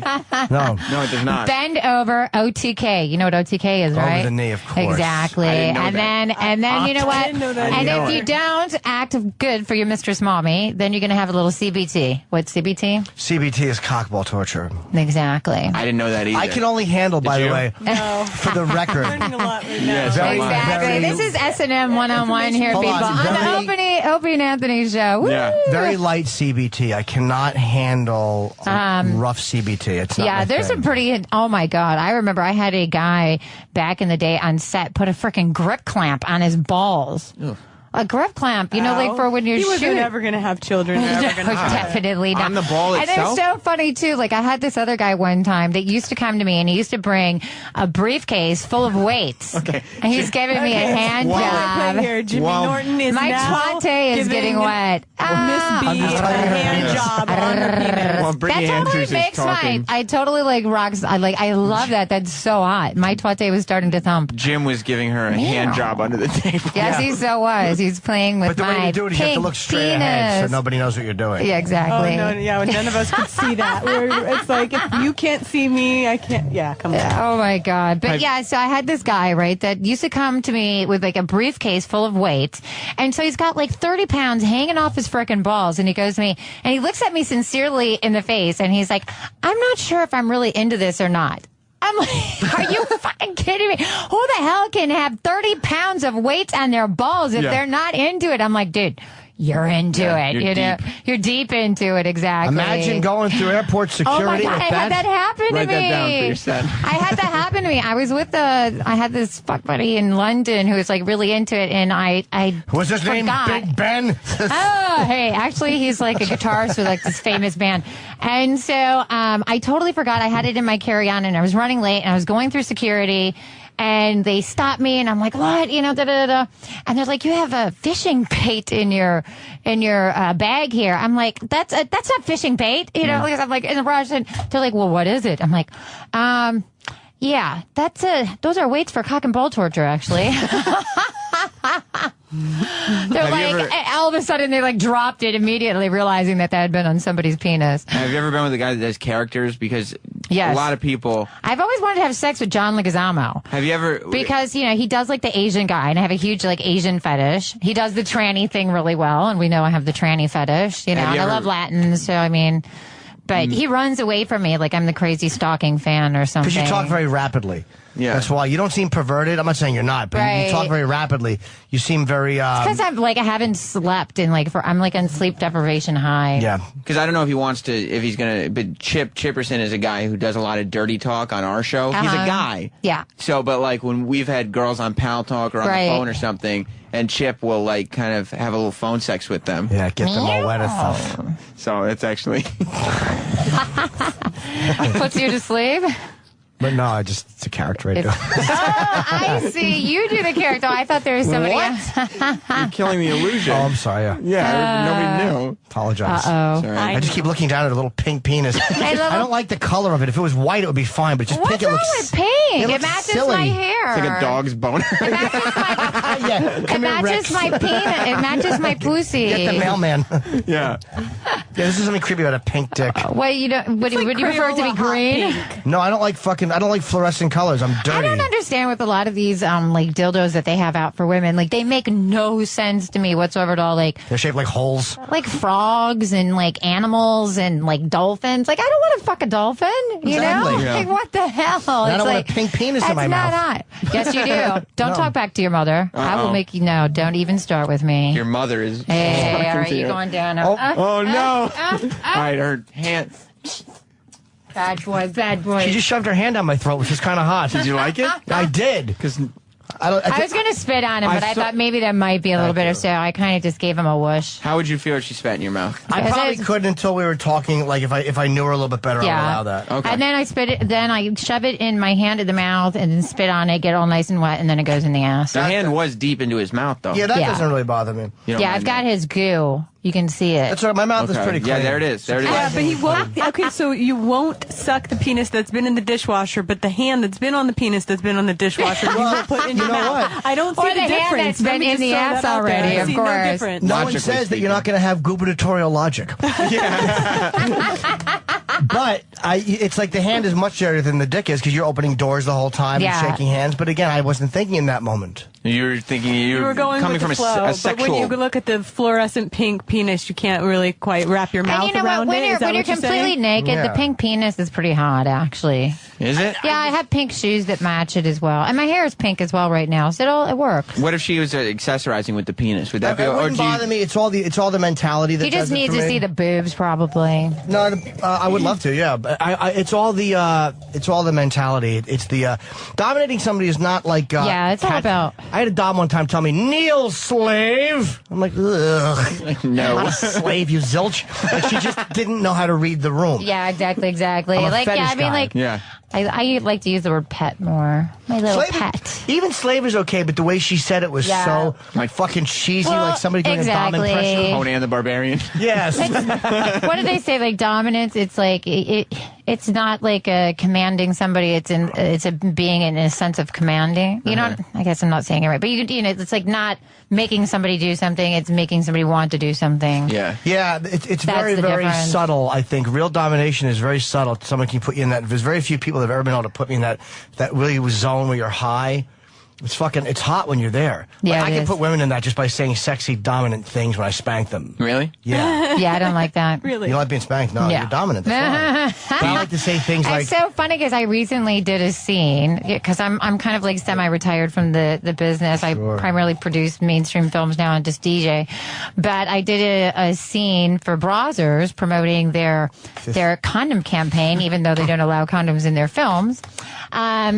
So I did the scene with them, and like, you know, films have become so, with the man being so degrading and dominating towards women. Yeah. Like me and the guy, the entire scene was like me and him fighting. You know, at one point, I like turn around and just clock the bitch. I was like, seriously, you're fucking with the wrong bitch. Like, no. Was that because you were just taking liberties because that's the way things are done now? Yeah, and I'm just like, that's not the way things are done. taking liberties. With That's me. real porn talk, Sam. Well, he was taking liberties with the young lady. I think I have a little gubernatorial logic myself. I'll say. Taking Let's liberties.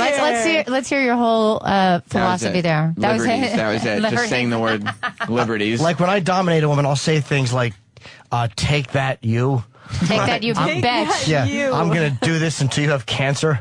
Yeah, that's not hot. That's not hot, babe. That's how you read the room. Exactly. Just bum everyone out. Like, I'm going to die. Why? Why would you keep doing this I until just I have think like I really cancer? want to give her, like she It's knows like she's if you're getting going to go spanked there, good. then like, you know, lock them up in the bathroom, like in cold water till they're crying. Have you ever shit on anybody? Oh, yeah, of course. Oh, have you? Oh my God, I have this great story. I did this film where I had a stunt shitter because I couldn't do it. So it was like so funny. Oh, I no. like had like this chair and over the guy, and I couldn't do it. How are you And, doing scat in America, by the way? How are you doing those kind of films in America? Yeah, you know, it wasn't my production. So Oh, okay. and the girl that did it is a girlfriend of mine, so I'm not going to say which production it was. I almost did for a second, but I'm like, yeah, maybe not. Was it on a person or was it into an object? No, it was on a person, and so it was like hilarious because she's like, "Oh, don't worry about it. Just get your ass off of there, and I'll do it." Right? So I'm like, "Okay, cool." So they cut the shot. She sat down, shit on him, and then cut back to me like for the scene, so it looked like I did the do. Wow. Are there links to this? Not that I would see it, but Not that you would go looking or anything. I think it's just I would called. look out of curious. curiosity. I think but it's not- called Man Attack or something like that. Man Attack. Man yeah. attack. That sure is a man attack. We should also But- plug the Twitters while we have a sec. It's Yay. DJ Miss B XXX. Is that DJ your real Twitter? Yeah, DJ Miss B XXX. And then you're also on Facebook, just Brittany Andrews. And Yeah, I've got like 10 I mean, Roland- Facebook accounts, so good luck. Roland in put your finding them. MySpace plug on here. That's great for 1988. Actually, you know what? Internationally, though, it still says really good for So it's a lot Miss, of it's Miss stuff. Brittany Andrews on MySpace if you're still... Everything is Brittany Andrews, Miss Brittany, except for the Twitter, DJ Miss B. Why don't you have XXX. Brittany Andrews taken? What? Was Brittany Andrews taken Oh, on for Twitter, yeah. DJ Miss B XXX is the Twitter name. Yeah, and I'm just like really using Twitter a lot to promote my DJ stuff, so it works out good. What kind of legitimate films are you doing? Like what? Oh yeah, I had a film that I shouldn't produced. say legitimate, like mainstream. I should Mainstream, say. yeah. So yeah, I produced a film called Crumble, which got into the Cannes Film Festival. It won 6 awards, and then I got another film that's been doing a small theatrical, independent theatrical run called Trick of the Witch. I had another film that was about 9/11 called Blindfold that won 2 awards. I've got a film that. What are they? Short films? Are they long films? The horror film that's a feature film. The one in Cannes that was a short film. How long was the short film? 20 minutes? Yeah, around 20 minutes. What was it about? It had Stephen Bauer in it from Scarface, Oksana Lada from The Sopranos, and it was about kind of getting outside of your boxes and perceptions. It's a very kind of gritty art house film. So, and then I've got a documentary that's coming out called Stage Brother. It's starting its Film Fest run, and it's got Jersey Princess from the Bad Girls Club on Oxygen. She's in the. My ex used to watch Bad Girls Club, so I did kind of get roped in. She's going to be at the Players Ball. She's going to be in the limo with us at the Players Ball. She's fabulous. We love her. And so, yeah, I got quite and I'm, just got different things going on. So that's cool. Yeah. A couple of reality pilots that I did. About what? Doing adult movies or something else? The reality pilots. Yeah. One of them's called True Cougar Life. You're not a cougar, are you? I mean, I'm so a cougar. Are you really? Yeah, I've been a cougar since I've been like 28. You obviously look a lot younger than you are. You look very young. Thank you. The Botox is working. Yeah? Woo! Yeah. Because it's definitely not like my healthy lifestyle. I mean, I'm being really healthy right now, but that's only because I'm so non-healthy. Do you do drugs? Well, I'm here supporting Kristen for her, legalizing marijuana. So, okay. It was like funny. Like last night, I took out the garbage really late, and like everybody on my floor at my apartment complex all smokes weed. So you can smell the different strains of weed. Like, okay, like apartment over here, like, and I'm like literally, and I haven't smoked any, for a month with my cleanse, and it's like. Okay, which one has got the best stuff today, And then this morning, too, when I was leaving, there's everybody smokes weed on my floor. You can't smoke weed on the cleanse? No. Why not? Jeez. It's like no drug, sex, or alcohol. No sex on the cleanse? No sex, yeah. Why? No drug, sex, or alcohol. I meditate every day. I go to church every week, and I feed the homeless every Saturday. So it's like my Ramadan cleanse. How long is it? It's 30 days. It's 30 days. What day are you on now? Like 25. Well, you're really easing your way out of it with the strap on, aren't you? Did you just shove your hand in his mouth? Yeah, she just shoved her. She's trying to make me suck her dick. There was no penetration. What are you talking about? Yeah, exactly. Yeah, you forced his head down to your crotch a minute ago. I was filling up when she first walked in and started just talking about the cuckolding. I was actually filling up, and I very rarely will fill up just chatting with somebody. What do you mean fill up? My penis was doing this. Oh, throbbing. I know when you started giving me the hand job, my twate was throbbing. Like a little bit of blood rushed down to the penis. Yeah, it jumped. It was like that's to me. That's the twate might be a little bit different than the cock. Because you like the idea of her talking about her other experiences while she was with you that were more. Yeah. Does your vagina get bigger when you're turned on? No. Swell up? I like that. No. I like it large. No. Not unless somebody's been like sucking on it. Do you have a big vagina or no? I have a medium-sized cunt. You can say that here. You can, but I mean, no problem. I tend to like really giant ones. I don't know why. Because they remind you of a cock. Is that why? Is it the No, cock thing? it's not. It's I'm very oral. I talk for a living. What about you? Hold on. What was it? He's normal. He's not normal. No, he's Yeah, not. no. But he doesn't talk dirty in But bed. you know what, though? A lot of times people like yourself, that's Sure. vanilla. You just haven't been appropriately introduced to it. I just need the right person to shove a it's dildo true. up my ass. Yeah, exactly. That's true. Maybe you just prefer to keep your intimate details private. That's right. Maybe I'm looking for a deep career down, in politics. You're really a freak, and I talk to him in I private. can see that. You look a little freaky, dude. You got Thank that you. little creepy kind of freaky thing going on behind those eyes. In a good way, though, right? No. And Okay. I think in a good way. I got Thanks. your back. Thank you. Yeah. Thank you. He's the type that's walking out of the kids' room with an erection, saying, "Nothing to see here." What? It's my freak. I'm getting my freak on, right? We're all just having a good time. Yeah, he's just picking his rattle up. I like Baby dropped his infantilism toy. too. I'm down with that. I've never I'll gotten put you in into some that. diapers. Well, Yeah. Infantilism? Yeah, there's something that's kind of hot about it. You I did would- dress up Big A as a baby that one time. to promote my book, I did. That was yeah. for humor It was value. very though. creepy. I think it's still on YouTube if you look around for it. Disgusting. Yeah, we had I don't know, like the whole changing the diaper thing can kind of be hot though. But I can't tell how dirty you are, or if you're just really like you know all this stuff.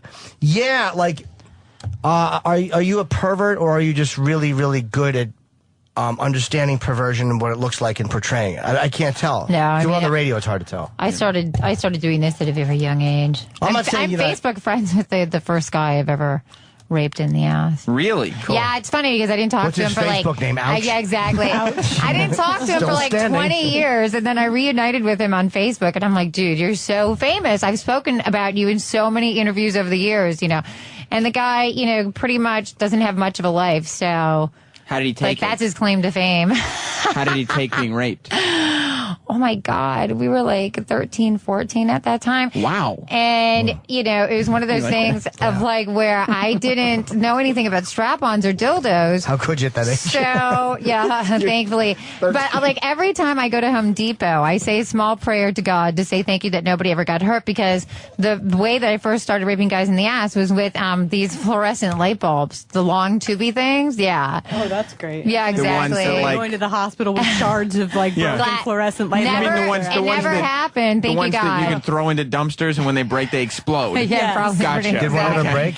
No, nothing ever broke in anybody's ass. I guess I've just always been good at penetrating. So you like that? Strong skill. So, so it's, I've been doing it a long time. I was like a total punk rock chick when I was younger, and like me and my girlfriends would drink like Jägermeister, and we used to like wear all these, we used to go to like Ace Hardware and get like all these, you know, like chains and make the chains very punk rock to like make your own.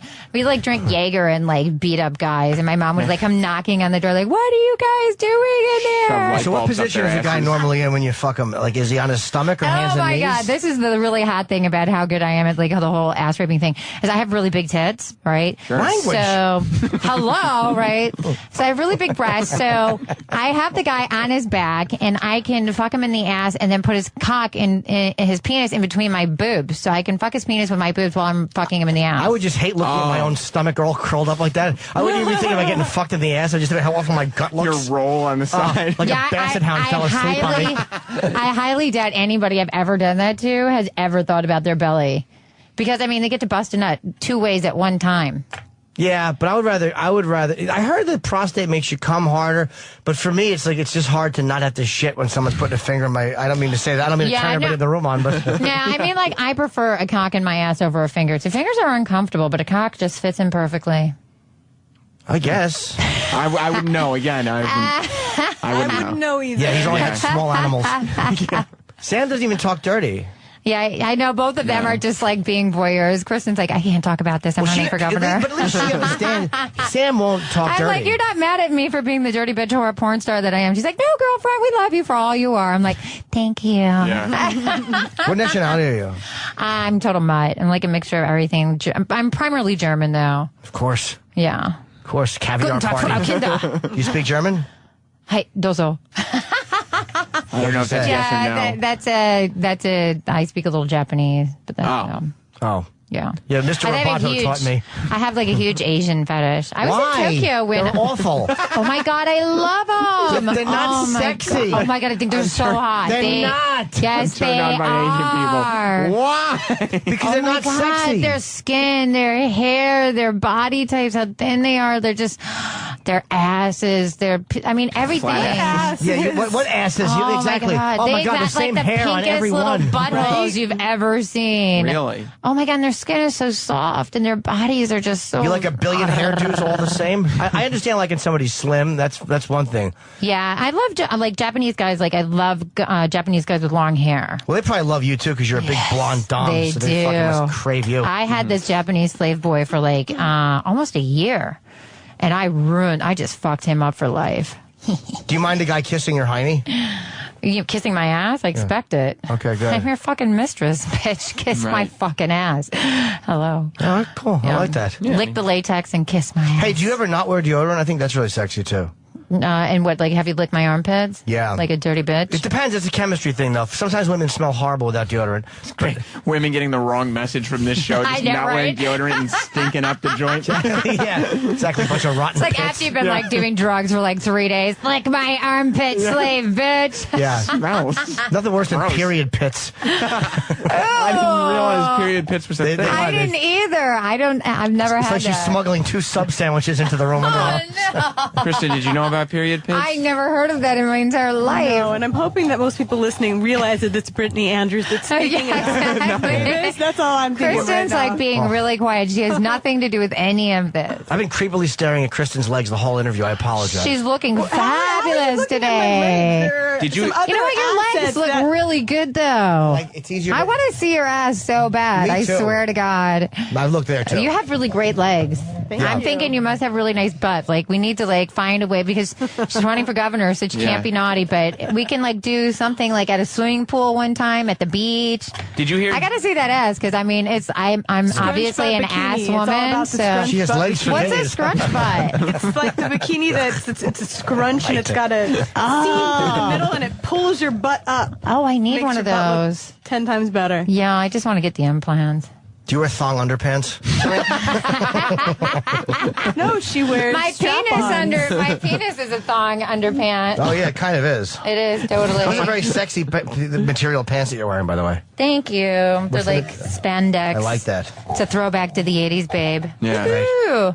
When you're a DJ porn star, you can get away with it, though. Fantastic. So tell us again about the party. The party, it is called the Players Ball, and we are encouraging everybody to come in their best pimp and hoe ensemble. Are you guys gonna be pimps or hoes? I don't know. That one's a That's hard a difficult question for me to answer. I'm a combination thereof, right? Yeah. I'm coming I'll as pimp a bitch myself, out, but so I'm a I think hoe that as well. says enough. which would Exactly. be pimp. The Manhattan Madam herself. So yeah, and it's going to be at 92 Ludlow. And that is at Hotel Chantel, and it is Friday night. It starts at 9 promptly. If you get there at 9, it is free. Free After for an 10, hour. It is $20 at the door. And proceeds of it is going to two charities. We're dedicating part of the proceeds to Jordan Cepino for his bout with cancer, and the other is for Hope House, which is my nonprofit for the victims of sex trafficking. Yeah. Okay. So, and we're going to have a ton of porn stars there. A couple reality stars, you said too. Ooh, yeah, exactly. We've got like 20 people coming in the limo with us. We've got Pablo Escobar Jr. Woohoo! And Great documentary, by the way, about we got his some father. dominatrixes that are coming. My I girlfriend saw that Lola. on Hold on a second. Plowing right through here. Sorry, HBO. Did you see the Pablo Escobar documentary about his father, where he met Yeah. the sons I didn't of see people it. his father had murdered? I would love to see it, but I didn't see it. Yes. HBO. I saw your comedy on HBO too, and I got to tell you, I got through about half of it, and I felt embarrassed, and I had to turn Why? you It was very off. dirty, I don't right? know, it was very dirty, and because I know you in a different capacity. Yeah, I'm dirty. So How do you guys know each other so well? That's a good just we've question. been I know, right? Yeah, she caught me smelling her shoes and masturbating, and she had me arrested. Jim did say that No, he we're friends. found Kristen very attractive. She do. is freaking Yeah. hot. Hello, look at her. She's like half naked here today. Like she looks so yummy. It's wonderful. The I first haven't time had sex came in on- like a month. I'm gonna like eat her alive in the green room. I'm like, time I got came my on the penis show, on. I was in a suit, and everyone thought I was. And then the next time in a dress, and everyone was like, "You've lost so much weight." And I said, "No, I was just wearing a suit, just showing some leg." So I realized here that I must dress So was appropriately. my special which too is, dirty for you? I'm sorry. no. It was good. I was impressed. I was impressed, but a little embarrassed. So I turned you off. I didn't get through the bashful. whole thing. How cute. She's bashful. What was that? Wait, but which one was it though? It was, I think, your most recent one. Was I wearing a black shirt? You're always wearing a black shirt. I know, but I wasn't wearing a long sleeve shirt. No, you were wearing a black shirt. Okay, that was. Yes, I know which one that was. Was that a dirty one? You know what? I actually did a little of comedy back in the day. I worked at the Improv for a while, doing In a little bit of Melrose? stand up. Yeah, in Melrose, and I actually did like a tour of their different, of all the different improvs in California. When did you do that? That was quite a few years back, but I've done a couple of roast sets. I love doing comedy. It's a lot of Why fun. did you stop? Because I actually like did that show. It was on MTV. Your Mama Knows. Something like that. Was it new? Like in the last couple years? No, it was probably like maybe 10 years ago or something. But yeah, for a while I was like doing the whole comedy Yo thing. And Mama? it's really. Remember that show on MTV? Yo yeah. Mama? But no, that Yo was like. Mama jokes? Yeah, exactly. That's exactly what it was. So Wilmer Valderrama was the host. Yes, exactly. I was Yes. on that show. Exactly. Okay. So wait, how many years are we going back now? Because Yeah, you guys exactly are aging right. yourselves. Let me just throw that out there. Yeah. You know what, though? At the end of the day, before my time. Let me throw the that great out thing, there. the great thing about it is that yeah, My exactly. head poked out of the box. I'm like, you know what? The good thing about it is the cougar and the MILF is fabulous right now. So I'm just gonna rock out with my cock out, and it's all. I don't good. see you as a cougar. Why don't you see I me don't as see you as a cougar? cougar You look either. much. You have a very cute smile. You don't have a cougar mouth. You have a very cute little smile. That's because it's been on a lot of ass. It's a great reason for it to be that way. I'm an ass licking woman. I am. Are you? I am. You lick guys' asses? Yes. Good for you. Yeah. I'm What a into trooper. that. What about you? Do you lick women's asses? No, they asked me about that. I think at some point in my life I might, but I'm not there yet. You're not there. You're No. working your way up. You're working Yeah, your way. I'm just not there Just like yet. go the back from of the knee right now. And I was you're just like- gonna say, like, go from the Working twate. your way up. What is Yeah. that thing called? It's like in between the twate and the ass. That piece of like, it's got a name. You need to work Twate. your way down The that. place for your gum. The taint. Yeah, the gum You got to holder. work your way down the taint, babe. Yeah, I think. Like each time, just But I'm only 28. I have a lot of life ahead of me. Well, dude, I was eating ass when I was 15. Well, you were know, also right? sober by the time you were 19. We all take different paths. I love eating ass. Doesn't even have to be fucking showered. Can be No. after a good bout of the flu and a bike ride. Yeah, but you Hey. also like Nice. like armpits as long as the moment's him not on up. the I'm period. like into the armpit thing too. There's something about like just doing dirty things. Yeah. Yeah. I wish we I'm were into best it. friends. You do? Yeah, I could be best friends with Brittany. Yay. Would you be best friends with Jim? You want to come as my date? I can't. I'm going to be You away. can. We can take both of you. Yeah? You can come as double dates. Well, would you hang out with Jim like in life? As long as he sucks my cock and is a good little bitch for mommy. I'm sure at some point he'd be willing to do both those things. I'm going to say that could be a safe bet. That could be a safe bet. Who wouldn't? I would do that even if you didn't want me to. Yeah. Yeah, that doesn't happen, babe. Carolina man summed this up on feedback by simply writing, "I want to have sex with both of these women really badly." Yeah. And that's how I would do it, really badly. Yeah. Really badly. Poorly done. Yeah. I always get the ass. I love DPing, but I always get the ass. You do. Have you ever DP'd a girl with another girl? No, I have not. Me and my friend Porno Dan used to do that all the time. He'd take the twat and I'd take the ass. This porno Dan sounds like he's done a lot in this Guy life. sounds like a real Svengali. Yeah. He sounds like he's got game. Well, we used to co-produce stuff and travel all over the world together, and man, he will fuck anything, like anything. That is anything. not a bragging point. Yeah. Yeah, That is not a bragging like point. It's interesting. It's a like, resume booster. It's like interesting It's to his see like name, what Dominic he will do. Strauss-Kahn. I'm sorry. No. Like, and he can like be on any type of substance, and he still will get it up, and he will have sex with anything. So I mean, just saying that it was always interesting. Yeah. Yeah. Traveling around the world with Porno Dan. I yeah. can't always get an erection. I have to He kinda can get always get an erection, and it's like, really? I Like, hear he did like an 8-ball, and the bitch is like ugly behind the bar, and he's like going for the gold. It's like, really? Wow. They say pomegranate juice is good for erectile dysfunction. Yeah, some guys I are tried just that, but they like said you have to drink it. I'm like, some guys are just like really good woodsmen. That's what we call it in the business, good woodsmen. But nowadays they have Viagra. I mean, Drink a back lot in of the day when I best first woodsman ever. back in the day when I first started, they used to have to like shoot up their penises with needles. Cabaret. Yeah, because it's like the things that the people that are handicapped would use. What about But now it's Rams. Wait. well, no. they like did like a lot of broccoli, like Peter North for the big busted nut scenes, right? Oh, there's vitamins. Well, it's always been said that it's broccoli. He's probably just lying so people fart on set. Yes. He doesn't want to give away his secret. He doesn't want people to know because he wants to have the big lows. So what do you think? Wait, who's the best performer ever? Who do you think is the best? The guy that could? I'm going to guess Nacho, but who would you say? I'm not really amused by porn guys. No, but I'm saying, who do you think can fuck under any conditions? Yeah. Oh, like my friend Porno Dan more than anybody else I've ever met. Is he in movies? Yeah. Oh, okay. He produces films. I mean, the guy can do so much drugs and his dick will still work. I mean, that's a real talent. And he'll fuck That's a great anything. Fuck anything. That's a great video testimonial. Yeah. He can do so much drugs and his dick will still work. That's like a late night infomercial. Yeah, and like with a really ugly bitch, it amuses me completely. It's fantastic. That's talent. All right, well, I guess we That's did it. true porn talent, man. Yeah, if you want Our to, show is over. If you want to get all the info, you guys will be tweeting it, right? Yes, we will. DJ Miss B XXX, please Yes. sign up. Manhattan, madam. It's Manhattan Madam. Is it Manhattan Madam? Twitter.com, Manhattan And Madam. it's DJ Miss B XXX. Yes, the word exactly. triple is not there. It's DJ Yeah, Miss exactly. B XXX Thank you. on Twitter. DJ Miss B XXX. And I've always got really fun stuff on Twitter. Lots of pictures and And stuff. then go to the party because you may Go to end the up party. banging someone. Chantel, 92 the Ludlow. party. Yeah. I have to plug a gig at Tampa, Florida. I'll be at the Improv 29th of September through October 1st. And then Pittsburgh at the end of, I think, next month. I think. Or is it this month? No, it might be this month. Well, this is the end of this month. Right. It's September. It's in October. I'm in Pittsburgh then. I just wanted to say a super duper thank you guys for having us on today and Yes, letting us thank promote our you. party You're and our welcome for Twitter coming. and I hope you guys can make the next one. Yeah, definitely. Definitely. And we can do like a big, costume party and you can MC it with me or something. And I would like Give to out dress some up- free prizes. I'll dress up as Uncle Paul. Exactly. You can be my bitch. You can be my whore, and I'll be your pimp.